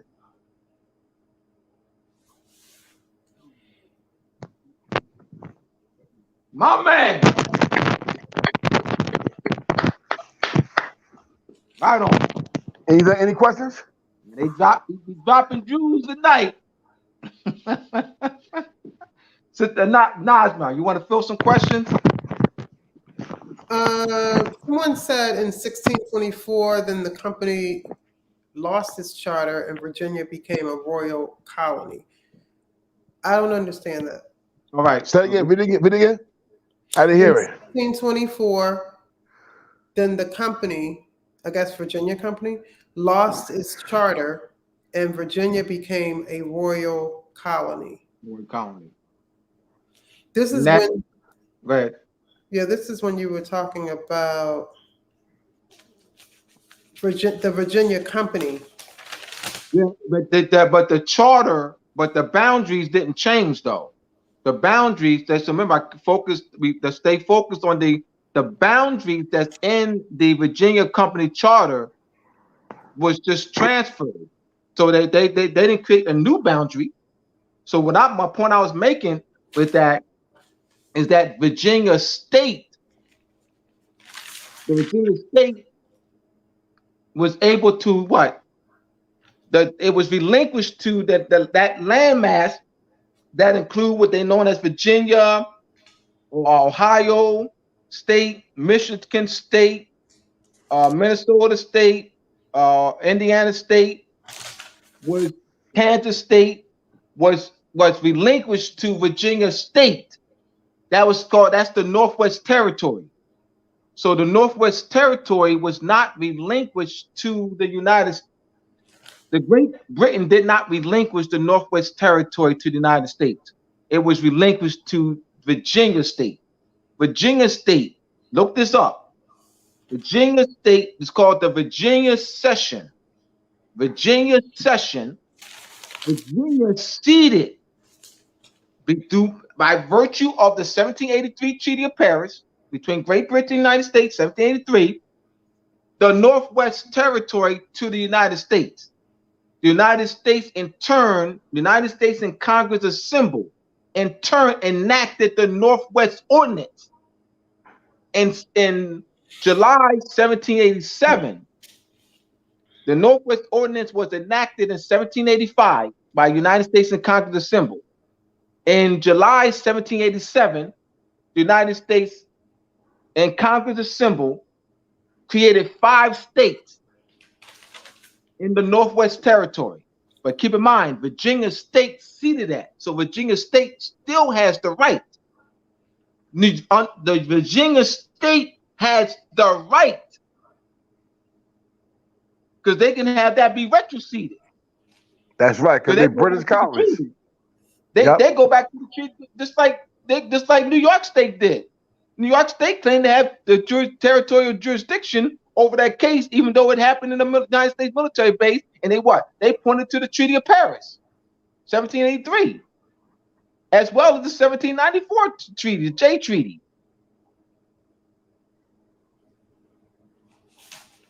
Because the J Treaty just confirmed the pre-existing rights in the 1783 treaty between Great Britain and the United States.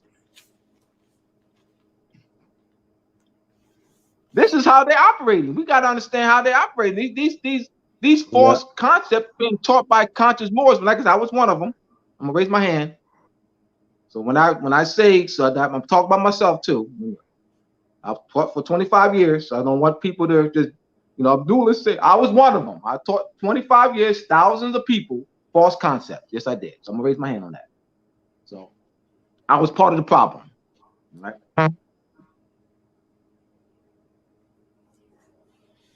Yeah, I ain't no part of the problem anymore now.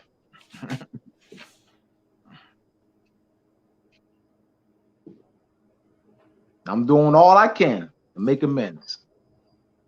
Tired. Doing all I can to make amends. That's one of my major. That's a major determination factor that I have, because I have been taught misconceptions for 25 years to thousands of people. So now I got to work harder to make amends for that. But I didn't do it intentionally. But from the cradle to the grave, to the cradle to transition, we are learning, growing. Absolutely. Yes. Let's see. It's good to hear Shem's voice getting better. Someone said. Oh yeah, a lot better. Oh my God, yes. Student has leader should be in here. We have an angry Moor in here, so I won't even. I mean, it's really sad because it's just look. I don't understand. I wasn't. I read the statement. Read the statement. Please read it. Why come on if you're just mad and you just want to, you want attention? Obviously, I'm not even going to say your name. Don't say your name. Just read the statement, Naj, because we want to see what claims that. I don't even want to read. I'll tell you when the show is over. Like whoever this is, he's he's angry. He didn't get enough breast milk from his mom. Okay. That's true. Why come on here for all these hours and just start? What claim is he making? Can you paraphrase it then, Najma? He's being a YouTube gangster, a Twitter gangster. We'll leave it alone then. Yeah, exactly. Yeah. Like why? Yeah. Oh man, that's jealousy. That's jealousy. That's jealousy. Yes, that's jealousy. That's all it is. It's a form of jealousy. Thumbs up this video, everybody. Thumbs up the video. It helps all the channels that are involved, collaborating. The more you thumbs up, the more it will help us. The prophet didn't say that. I don't know what that means. All right, kid, I do. I know what it means. Let me answer. Let me address that. Let me address that. Whenever people like myself, Shem, or anyone else who teaches a lesson like I'm doing now, like we're doing now, or any lesson that Juali didn't teach, they use what is they base what is true. Their measurement of truth is what Juali. That Juali didn't say it, if Juali didn't teach that, therefore it's not true. So then when they say the prophet didn't teach that, the prophet didn't say that, all right, they're saying, Abdullah, what you're saying is not true, because my measuring stick is what the Juali said. All right, so Juali didn't say this, Abdullah and Shem. It is not true. Well, I mean, hey, I already know what that means. I know. I know. I know. We've been going through this for a long time. We've been going through this for a long time. The person said, it was a joke, Abdullah. He's like, okay. He's trying to be funny. Okay. Oh, I got you. I see what he's. I got it. He's trying to pull my chain. They know I go in with that, man. You got to keep in mind. I'm not even going. Great. Next. Any more comments? Thundercloud in the building, whatever that means. That's Shem. Shem. Oh. Okay, Thundercloud. Student has surpassed mentor.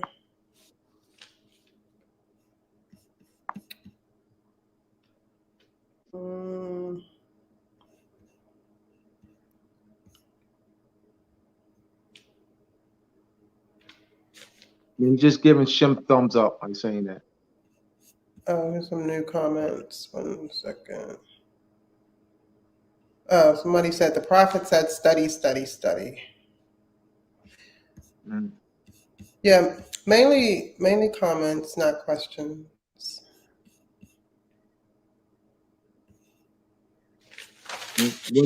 All right, no question. So I have a question. So when the charter, how come Virginia was given 2 charters? Oh, you talking about Virginia company? Right. Why were they granted 2 charters? Well, you got to keep in mind that Virginia, as a result of that second charter, became the largest colony, and because of tobacco, remember, there's a huge tobacco industry in Virginia, huge tobacco industry. So that wants to expand. So you got investors. Always looking in terms, because that's a business venture. These colonies. So that produced a huge amount of tobacco. So they're expanding their business venture. Okay. Mm-hmm.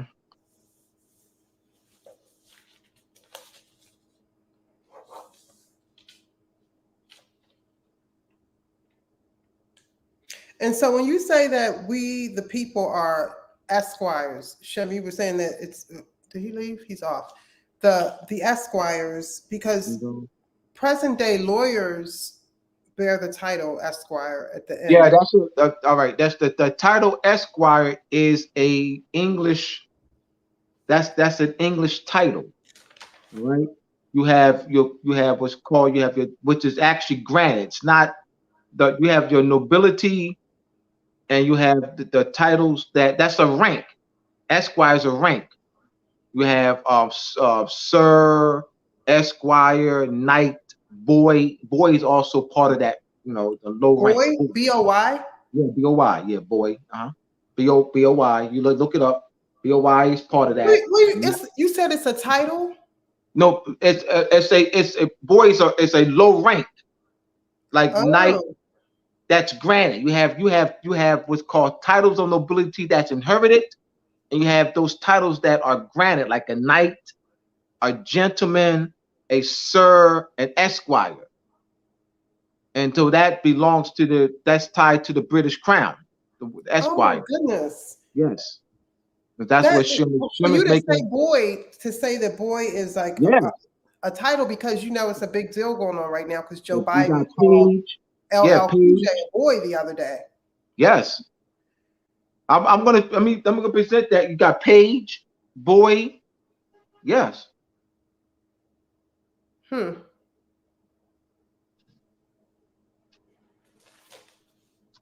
Any other questions? Let's see. Someone said, or simultaneously. Oh, so was Mexico created by Spain? No. Mexico. All right. Now you had the United States of Mexico was created in the Spanish.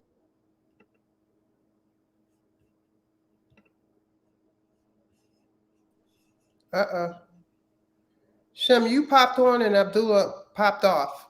Yeah, I know what's going on with this thing here. We'll wait for him to come back. So Shem, we were just he was just going over these different titles of nobility, and he was saying that Abdullah was saying that boy, B-O-Y, Yes. is title. Yes. Yes. That's true. Today, the same way. A boy is the same as a title, it's an attribute given to a certain maturity of a flesh and blood man and woman, a boy of a man when he's in an immature stage as a title. It's an attribute given to a young man before he reaches maturity, purity. So gentleman night. Okay, he's back on. The question, both of you, was so was Mexico created by Spain? It's formed to form a conquest by the Moors being placed on the conquest, their language being taken from them. They survived in a political conquest status under subjugation. By being in subjugation, they took on an attribute title of Mexican because their language was stripped from them. They didn't know who they was. They didn't know their customs. So therefore, they came with the Spanish conquest surname, Mexicans.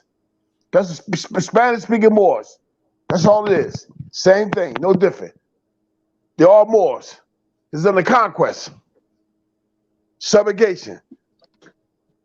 So you have these Moors who rebelled against the Spanish crown, and they in turn created the United States of Mexico in the Spanish zone.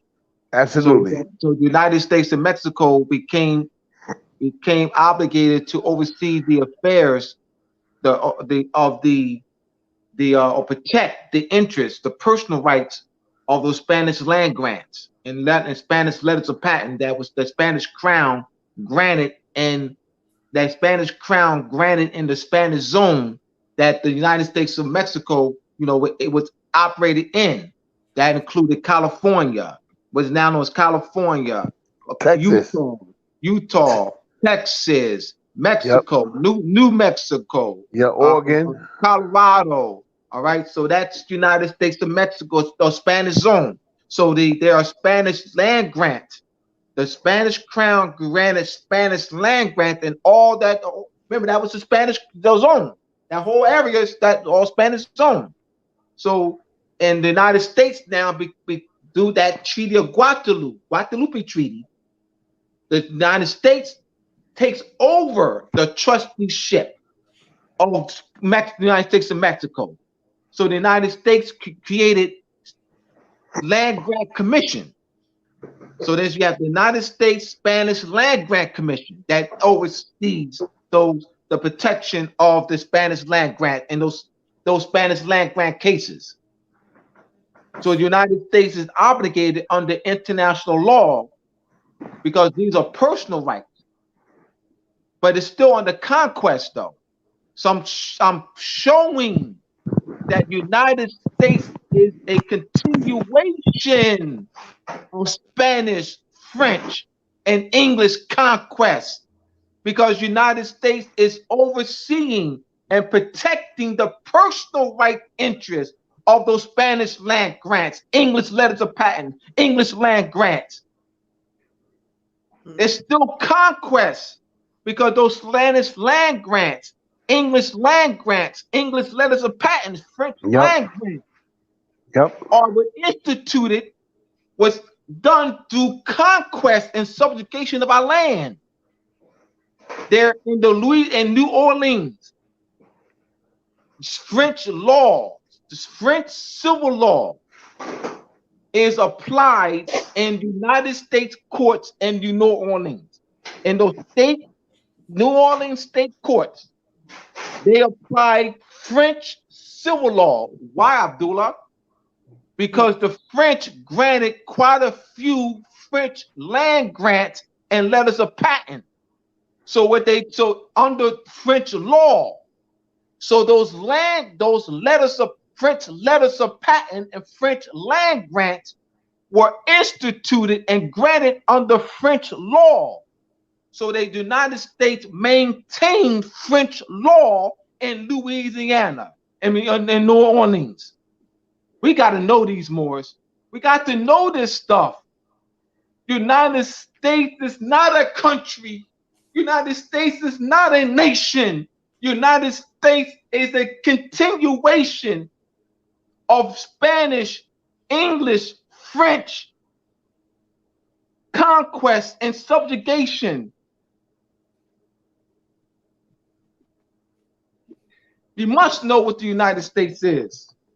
This is why when the Empress went to the United States Supreme Court, the Empress, when they're arguing about a grant or a letter, a patent, what she had, but the problem is that the Empress was claiming subject status of France, but she said she the Empress of the Wichita Nation Empire. How can you be the Empress of an empire going to a de facto colony territory and asking them to give you back on a letter? No, you have to go to the principal, was the sovereign of that conquest political jurisdiction territory, which was Spain and France.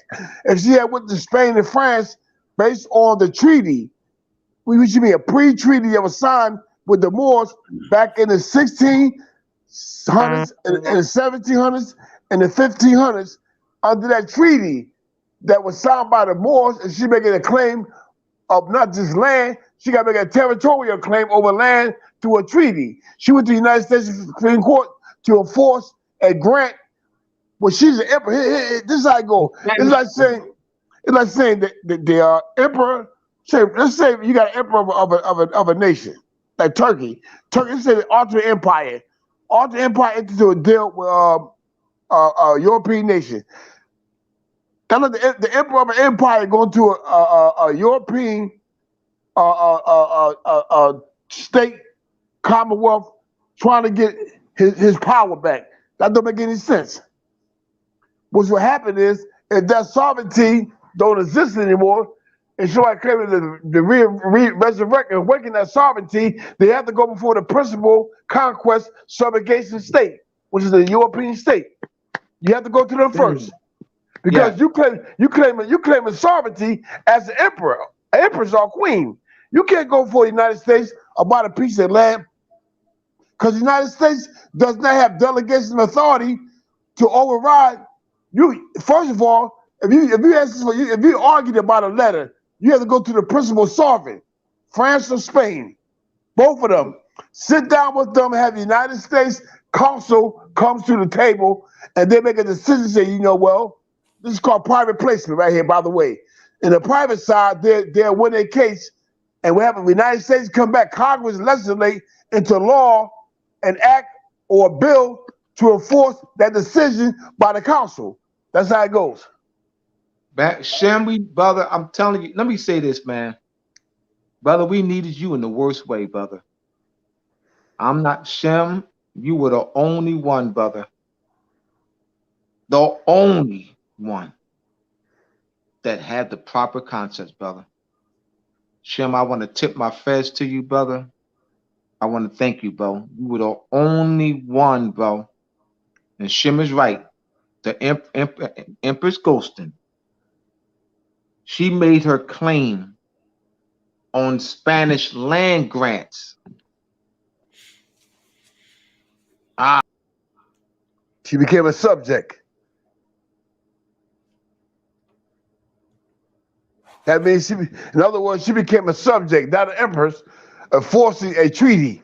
She forcing a land grant, therefore put her in subjugation status as a subject of Spain. And she's saying that her father was a certain officer of that government. So when she went to the United States to force that land grant, that was de facto. Why, Shem? Because she claimed to be an empress of an empire, of a Moorish empire. You're right. So how can you do that? So you have to go back. You got to go back to the treaties that were already signed into law by Morocco with the European nations. You have forced that treaty and say Spain, with the Spain Council, have the United States Council come to sit in.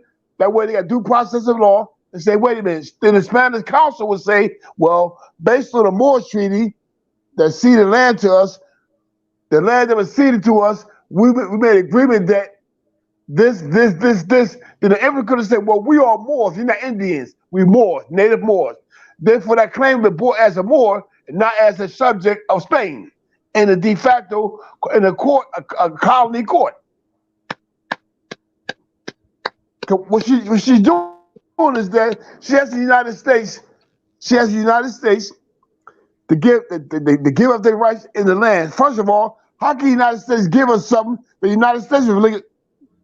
Oh man, the United States can't. All right, United States cannot. United States cannot remove the personal rights under the Spanish land grants. United States can't do that. Shem is right. That's what we got to know this. United States can under international law, under the treaty with Spain, United States is obligated through with the Treaty of Spain, 1819 Treaty with Spain. And also the treaty with, remember, the United States of Mexico was obligated, but now with that treaty with Mexico, United States becomes obligated. So the United States cannot remove the personal rights of the Spanish land grants. So we got to go to what? Shem is right. We got to address Spain. This is very important. We keep saying United States, we got to know these things.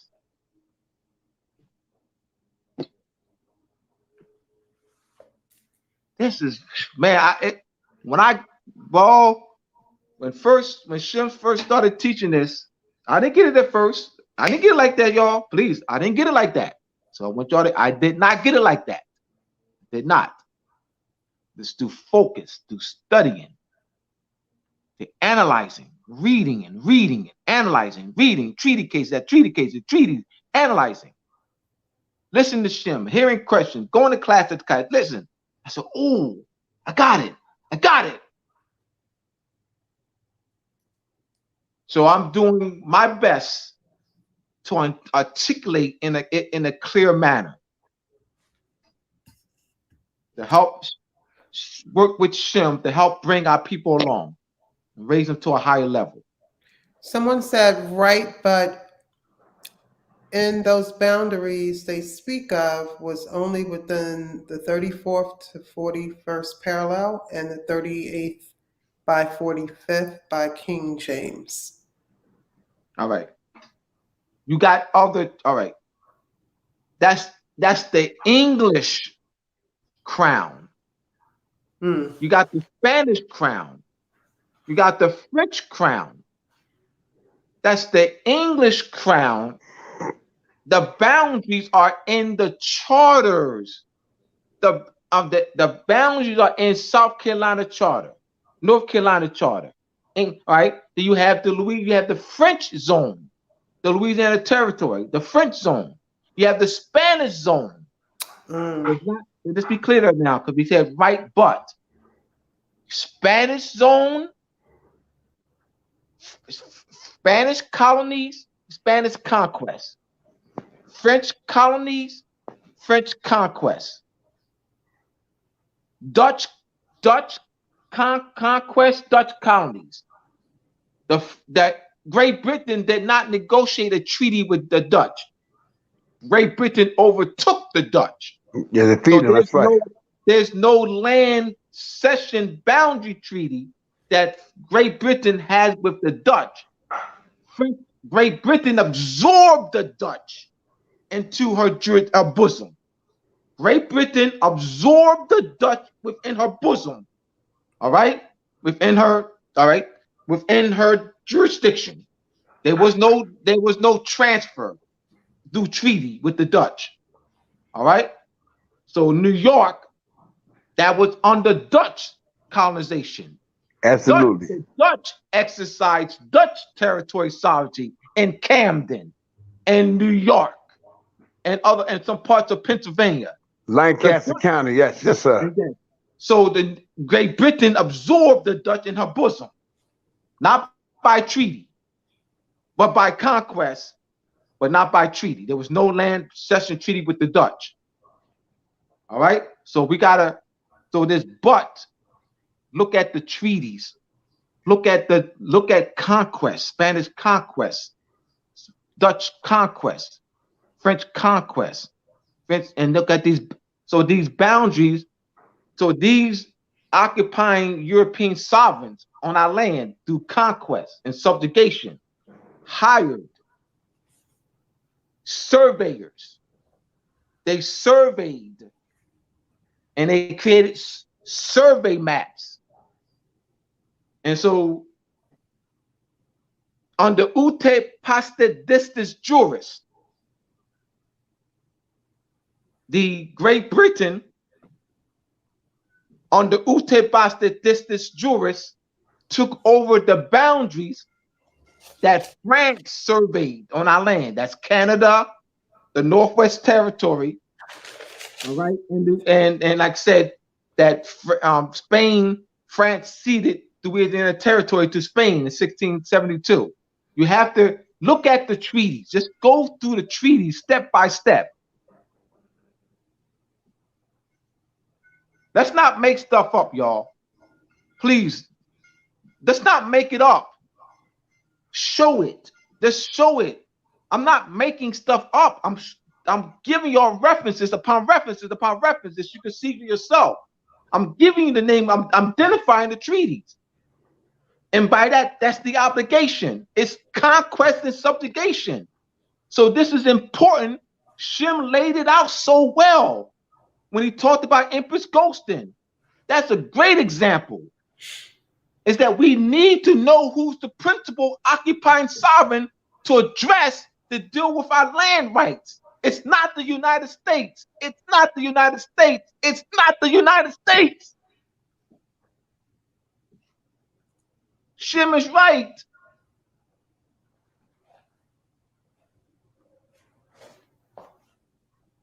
United States is not an occupying sovereign. I'm gonna give you another prime example. The Spanish, the Republic of France, had an order against the United States over land territory dispute in Morocco, Madrid. We have right now, Madrid, right here, Northwest Africa.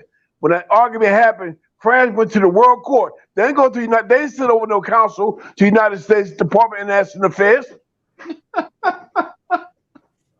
They went to the World Court as a sovereign. They went to a world body court and they represented themselves as a sovereign before the head court. All the principal nations delegate authority to one head court through a convention, a statute, the Roman statute, the Hague statute put out by Rome, the Roman statute, which made a world court. And what happened is France represented itself as a sovereign, not as the United States national. They did not go to the Department of National Affairs. They didn't go to the president. They go to the council. They go to the board. They come and sat down before the United States Congress. They went to the World Court, representing themselves as a sovereign over the United States, saying that we are sovereign before the United States reform, and that there's certain grievance. And what happened in that case? They went back to all these old treaties. See, all these people talk about, oh, those treaties don't mean nothing. No, they don't mean nothing because you're not a sovereign. You're not in your sovereign capacity. You're not your proper person. That's why it don't mean nothing. You don't know how to represent yourself when you do it. Oh my gosh. Good point, brother. Any more questions? It's what it is. Shem, we got to continue to do this. We got to continue to pound the proper concepts. That's all we do. It's going to take. We're doing it, and what it is that you got you got these conscious Moors out there that's pushing a lot of the misconceptions. So we got to override that. We have to overcome that. We have to overcome the conscious Moors who've been teaching and pushing the misconceptions. We continue to do venues like this and other venues and other platforms. Continue doing what we're doing. Other people are rising up, and other Moorish platforms that are being created that are directly connected to us. We got a conference coming up in March and May. All right, conference coming up in May in Philadelphia. All right, so we're gonna be serious. We are serious. We will overcome the misconceptions taught by conscious Moors. We will overcome the misconceptions taught by conscious Moors. Any other questions? Yes, any more questions?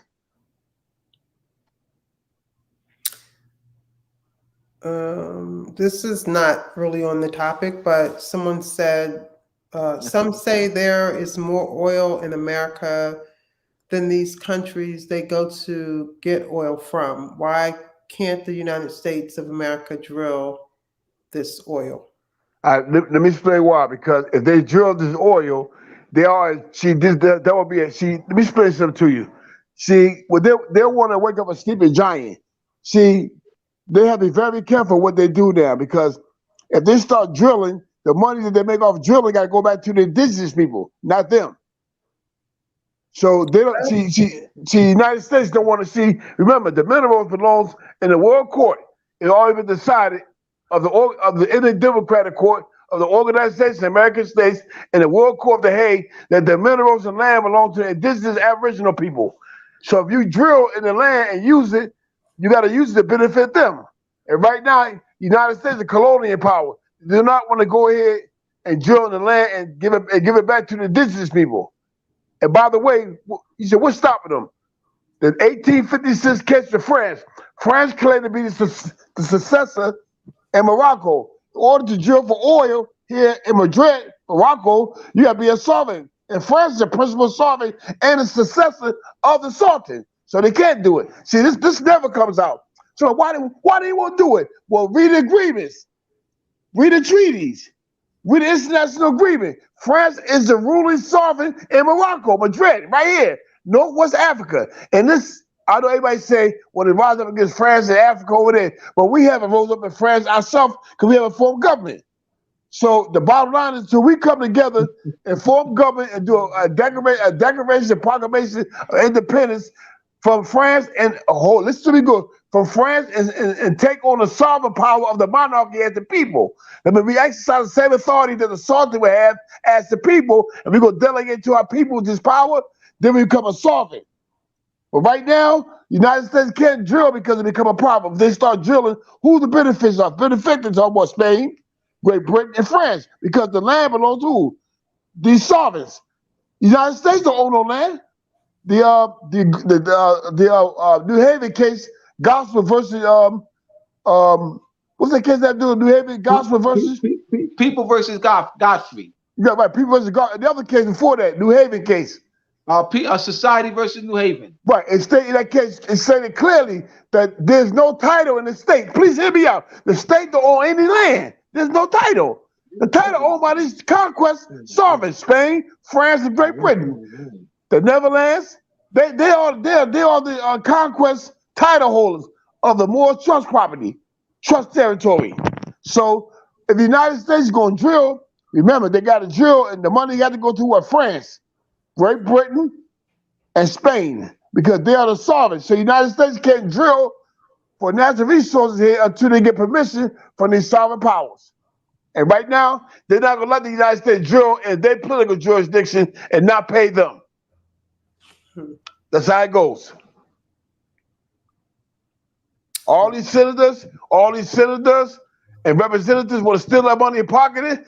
Them sovereign nations know that. They're not going to let you sit here and drill for minerals off the seashore and drill for oil in the land. They're the sovereigns. They're the sovereigns that Morocco, the Sultan of Morocco, allowed to be here. Also, the subjects of Morocco, what you call Indian tribes, they call Indian tribes, these queens and kings, they are subjects of Morocco, of the emperor. They went behind the emperor back and signed treaties with all these subjects that gave their sovereignty over to Great Britain, England, to a language, claiming to be an Indian, and they wrote treaties and gave them money and conveyed land, massive land to European nations through de facto treaties behind the Sultan back. So that's a violation of other treaties, because if a European nation go behind the Sultan back in his political jurisdiction and sign treaties with it, let me show you something. Under the ancient Roman Empire or Pharaoh, Rome, Phoenicia, or Babylon, Persia, or Syria, you could not go to the subjects of the states and sign any treaty with the people. You have to get signed directly with the emperor. It got to be directly from the emperor in his house. Otherwise, the treaty de facto. But see, what happened is they can do all this stuff because we're not our proper person. We have not been educated. Now we are. Once you step to the floor as a sovereign, hear me out, people. See, the first coup is what?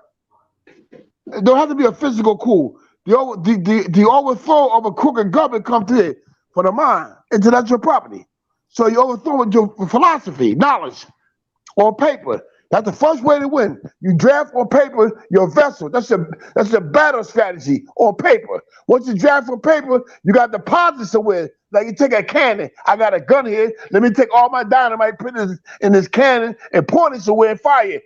Take your instrument, take your vessel, your ship, your country, with your people, and deposit yourself somewhere where you can be heard by the rest of the world.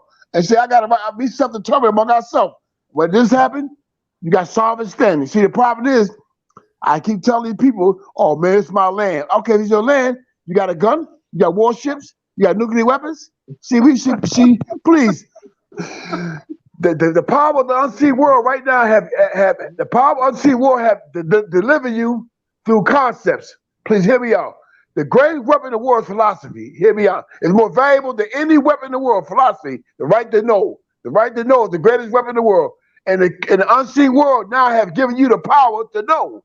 That's the greatest weapon. The weapon being fired, what you write on paper, what you declare to be. When we get that proper standing, half of the war is won right there. The next half is dealing with your people. Excuse me. The next half is dealing with your people, your sick people. The next half is dealing with your sick people that like dope fiends and crackheads off this socialist system that's set up. That's what you got to deal with them now. Oh, man. Last question. What is the current state status of United Republica of Morocco? Well, let me answer that. Let me say something. That never died consciously. Hear me out. What happened was there was a physical halt to that, but it was not an intellectual halt to that. I mean, it was not an eternal halt. I mean, it's still in the minds of the men and women. As long as that concept exists in the mind, we still moving on. What happened was we ran into a roadblock. That's not a problem. Everything in life is a roadblock. We've overcome that, bro. I just said, that's what I said intellectually. We overcame it because me and Abdullah still teaching. We still got houses, claim to be governments, got that people coming together. We connected with a lot of people. No, Sister Najma is one of them. We connected with others. We got connected with quite a few people who have their own platform that we help, expand their platforms. And I did a recording today. I did a recording from 9 to 11 today. A brother I met in Dunkin' Donuts a year ago. Yeah. Yep. So I mean, yeah, we got the conference, coming up in May in Philadelphia. We connected with Mata Kufu and others. I mean, we definitely this is what from that happened last year. So from that point on, from then to now, we've overcome that. And right now, I got a brother, I got a Moorish brother that's working with me, creating web apps. He got a lot of web apps. He got an app which though I'm setting up with Abdullah, his station with, and get an English, which I got an English teacher and a math teacher. Not English, a math and other kind of teacher. One guy can teach. Abdullah teach the language, English, reading and writing, and he teaches the math and stuff. So what happened is he gonna create. He got an app. He can create about 1,000 classrooms or more. So what we're gonna do is we're gonna create a school. I'm gonna do a school charter and take that app and let Abdullah exercise the app. Every morning Abdullah get up at a certain time. Abdullah have a classroom set up. All the more people, when they come down, just going to these school for shop, pour your children out. Hear me out. You have more, stop playing around. Pour your children out. Let's come together, create a pool fund, put it into a school pool fund.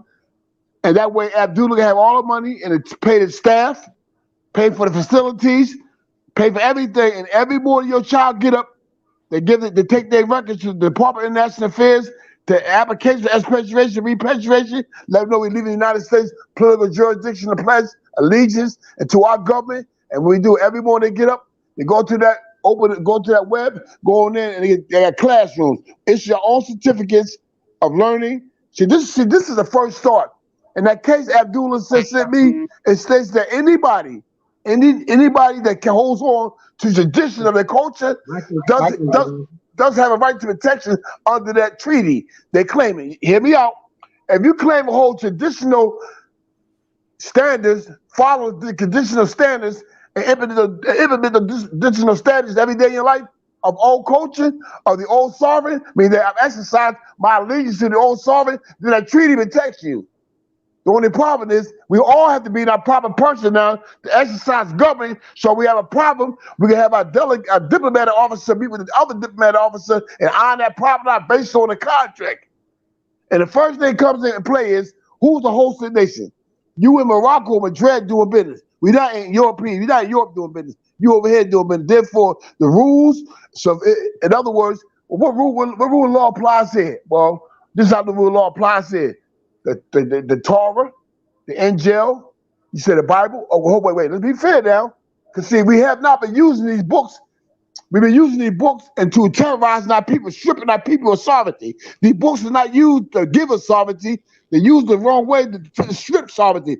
They are stripping the sovereignty away from us. What you mean, Shem? These books are manipulating us. They're being taught the way to manipulate your head, your mind. So now you're in a brainwash thinking that you got to give, excuse me. Like I heard one brother told me, he said, well, the book say, obey those who have the rule over you. I said, hold on, brother, stop right there, brother.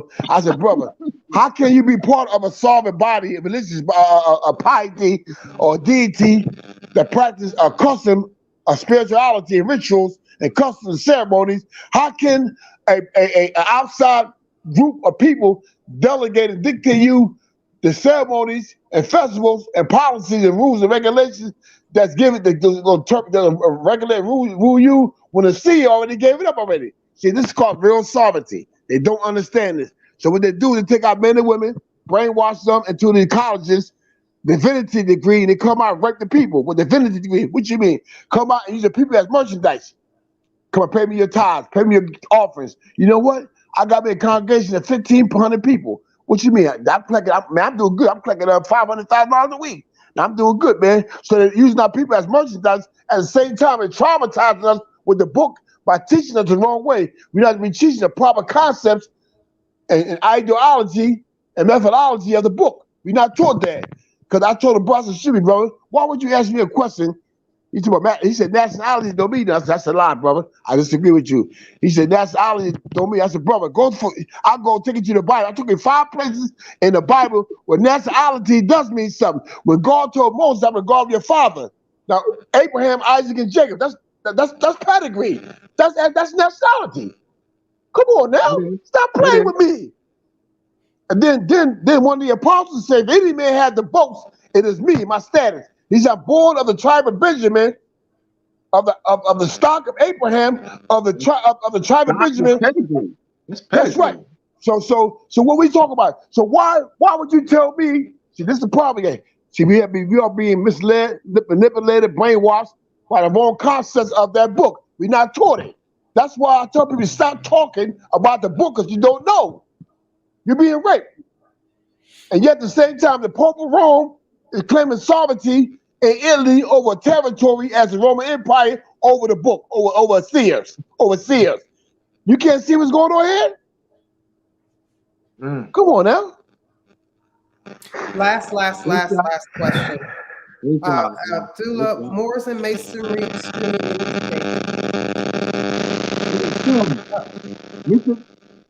So what's that, Najma?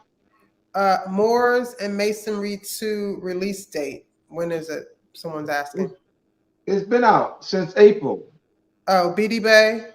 Did you hear him? It's been out since April. Moors and Masonry Park. Go to moorsandmasonry.org. Moorsandmasonry.org. Okay. Yeah. So get my books. Go to moorsandmasonry.org. We also have the Moroccan Post. Moroccan Post School of Government and International Law. Our classes are on the Moroccan Post Media YouTube page. We have free classes on there. We also have paid classes that are not on there. All right. So that's the Moroccan Post Media YouTube page, and moorsandmasonry.org is my personal website. And what we're going to do? It says pre-order on the website. Oh, you know what? I got to get that taken off, but yes. Just ignore that. I keep forgetting that I have to put the new one up there. Okay. Thanks, BD Bay. All right. Any other questions before we close off? So let me say this right here. So we talk. So please understand this right here. We're dealing with contract law. You got into a contract by your mother. Hear me out, please. Please hear me out. Your mother did not have a signal, or she did not have a passport. What is a pass? It's a pass. The pass. Pass is like a license, a privilege of your government as a protector. They give you something when you go into the foreign jurisdictions to be recognized to be protected. So that we get a driver license, that's like a pass. See, we got to understand this. We have not done any documents for ourselves to government relationship. First thing I tell somebody, you have to denounce your permanent status in the United States and say you move it back to you designate yourself to your country. When you do that, you cease to be a United States citizen anymore.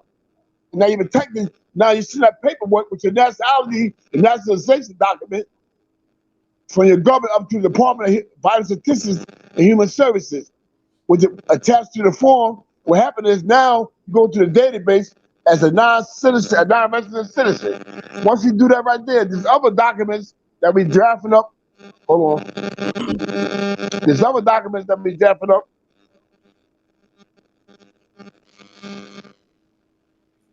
There's other documents that we're going to be drafting up. They're going to be dealing with transportation, traveling. See, I got a right to travel. Listen, the way we're going to do this thing is with government relationship. The government going to send forth documents over to the foreign government that when you travel on their bridges or their roadways, you're protected by treaty. You have your own signal. You know what the signal is? Your sign, your tag. That's the signal. Your tag. What's your pass? Your driver license for your government. Protecting you. So I can travel based on my government as give me the right to go on this land. But the government protecting you. So that's your protection. So when you have a form, you got a corporation or a trust, you want to incorporate, you have a fill out the form, incorporate a foreign nation, get your foreign EI number, and then you turn around and put it on the website, your database, you send it out to go to any state and register as a petition name, do a business in the United States political jurisdiction, protected by treaty. See, all this got to be done. These are processes that got to be done and we move the more back into the proper capacity. Not only that, You can roll over all your insurance policies, your annuities, your benefits, pension plans, your check, and then we create one trust for every Moor, so the Moors take over their trust property and control all their benefits. So we stay in honor with the treaty. Anything else? Nope, I don't see any other. Great job, brother. Great job, Shem. Great job, brother. Thank you. All right. Thank you, everybody, for joining. Have a great week, everyone. Be the best of yourselves, and we will see everybody back next week. Until then, stay strong and stay free. Peace and love. Let me say one close argument before I go. You know that coming back from COVID again. Hear me out now, y'all. I just said I got a Moorish brother got an app. We're gonna have to please hear me out. Please, I'm speaking for the heart. Please hear me out. All y'all Moors that sleep, yeah, Moors that doing wrong concepts. I beg you, please, to come together and come together. Y'all do a school charter in your region of Providence. We're gonna do a school charter up here. We come together, do what you call a memorandum understanding, and we create what you call a master account for the funds to go and have all the children that's Moorish, that's got propagating in school. We're gonna terminate the school charter they got with the school, and we're gonna have a register in a Moorish school. And what we're gonna do is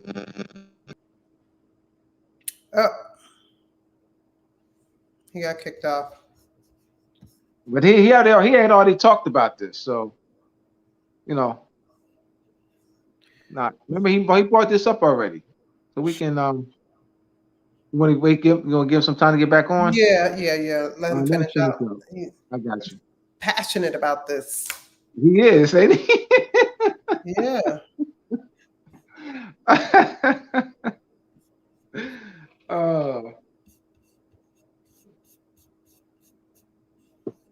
But he's trying to, he's working to protect our people, man. So I understand.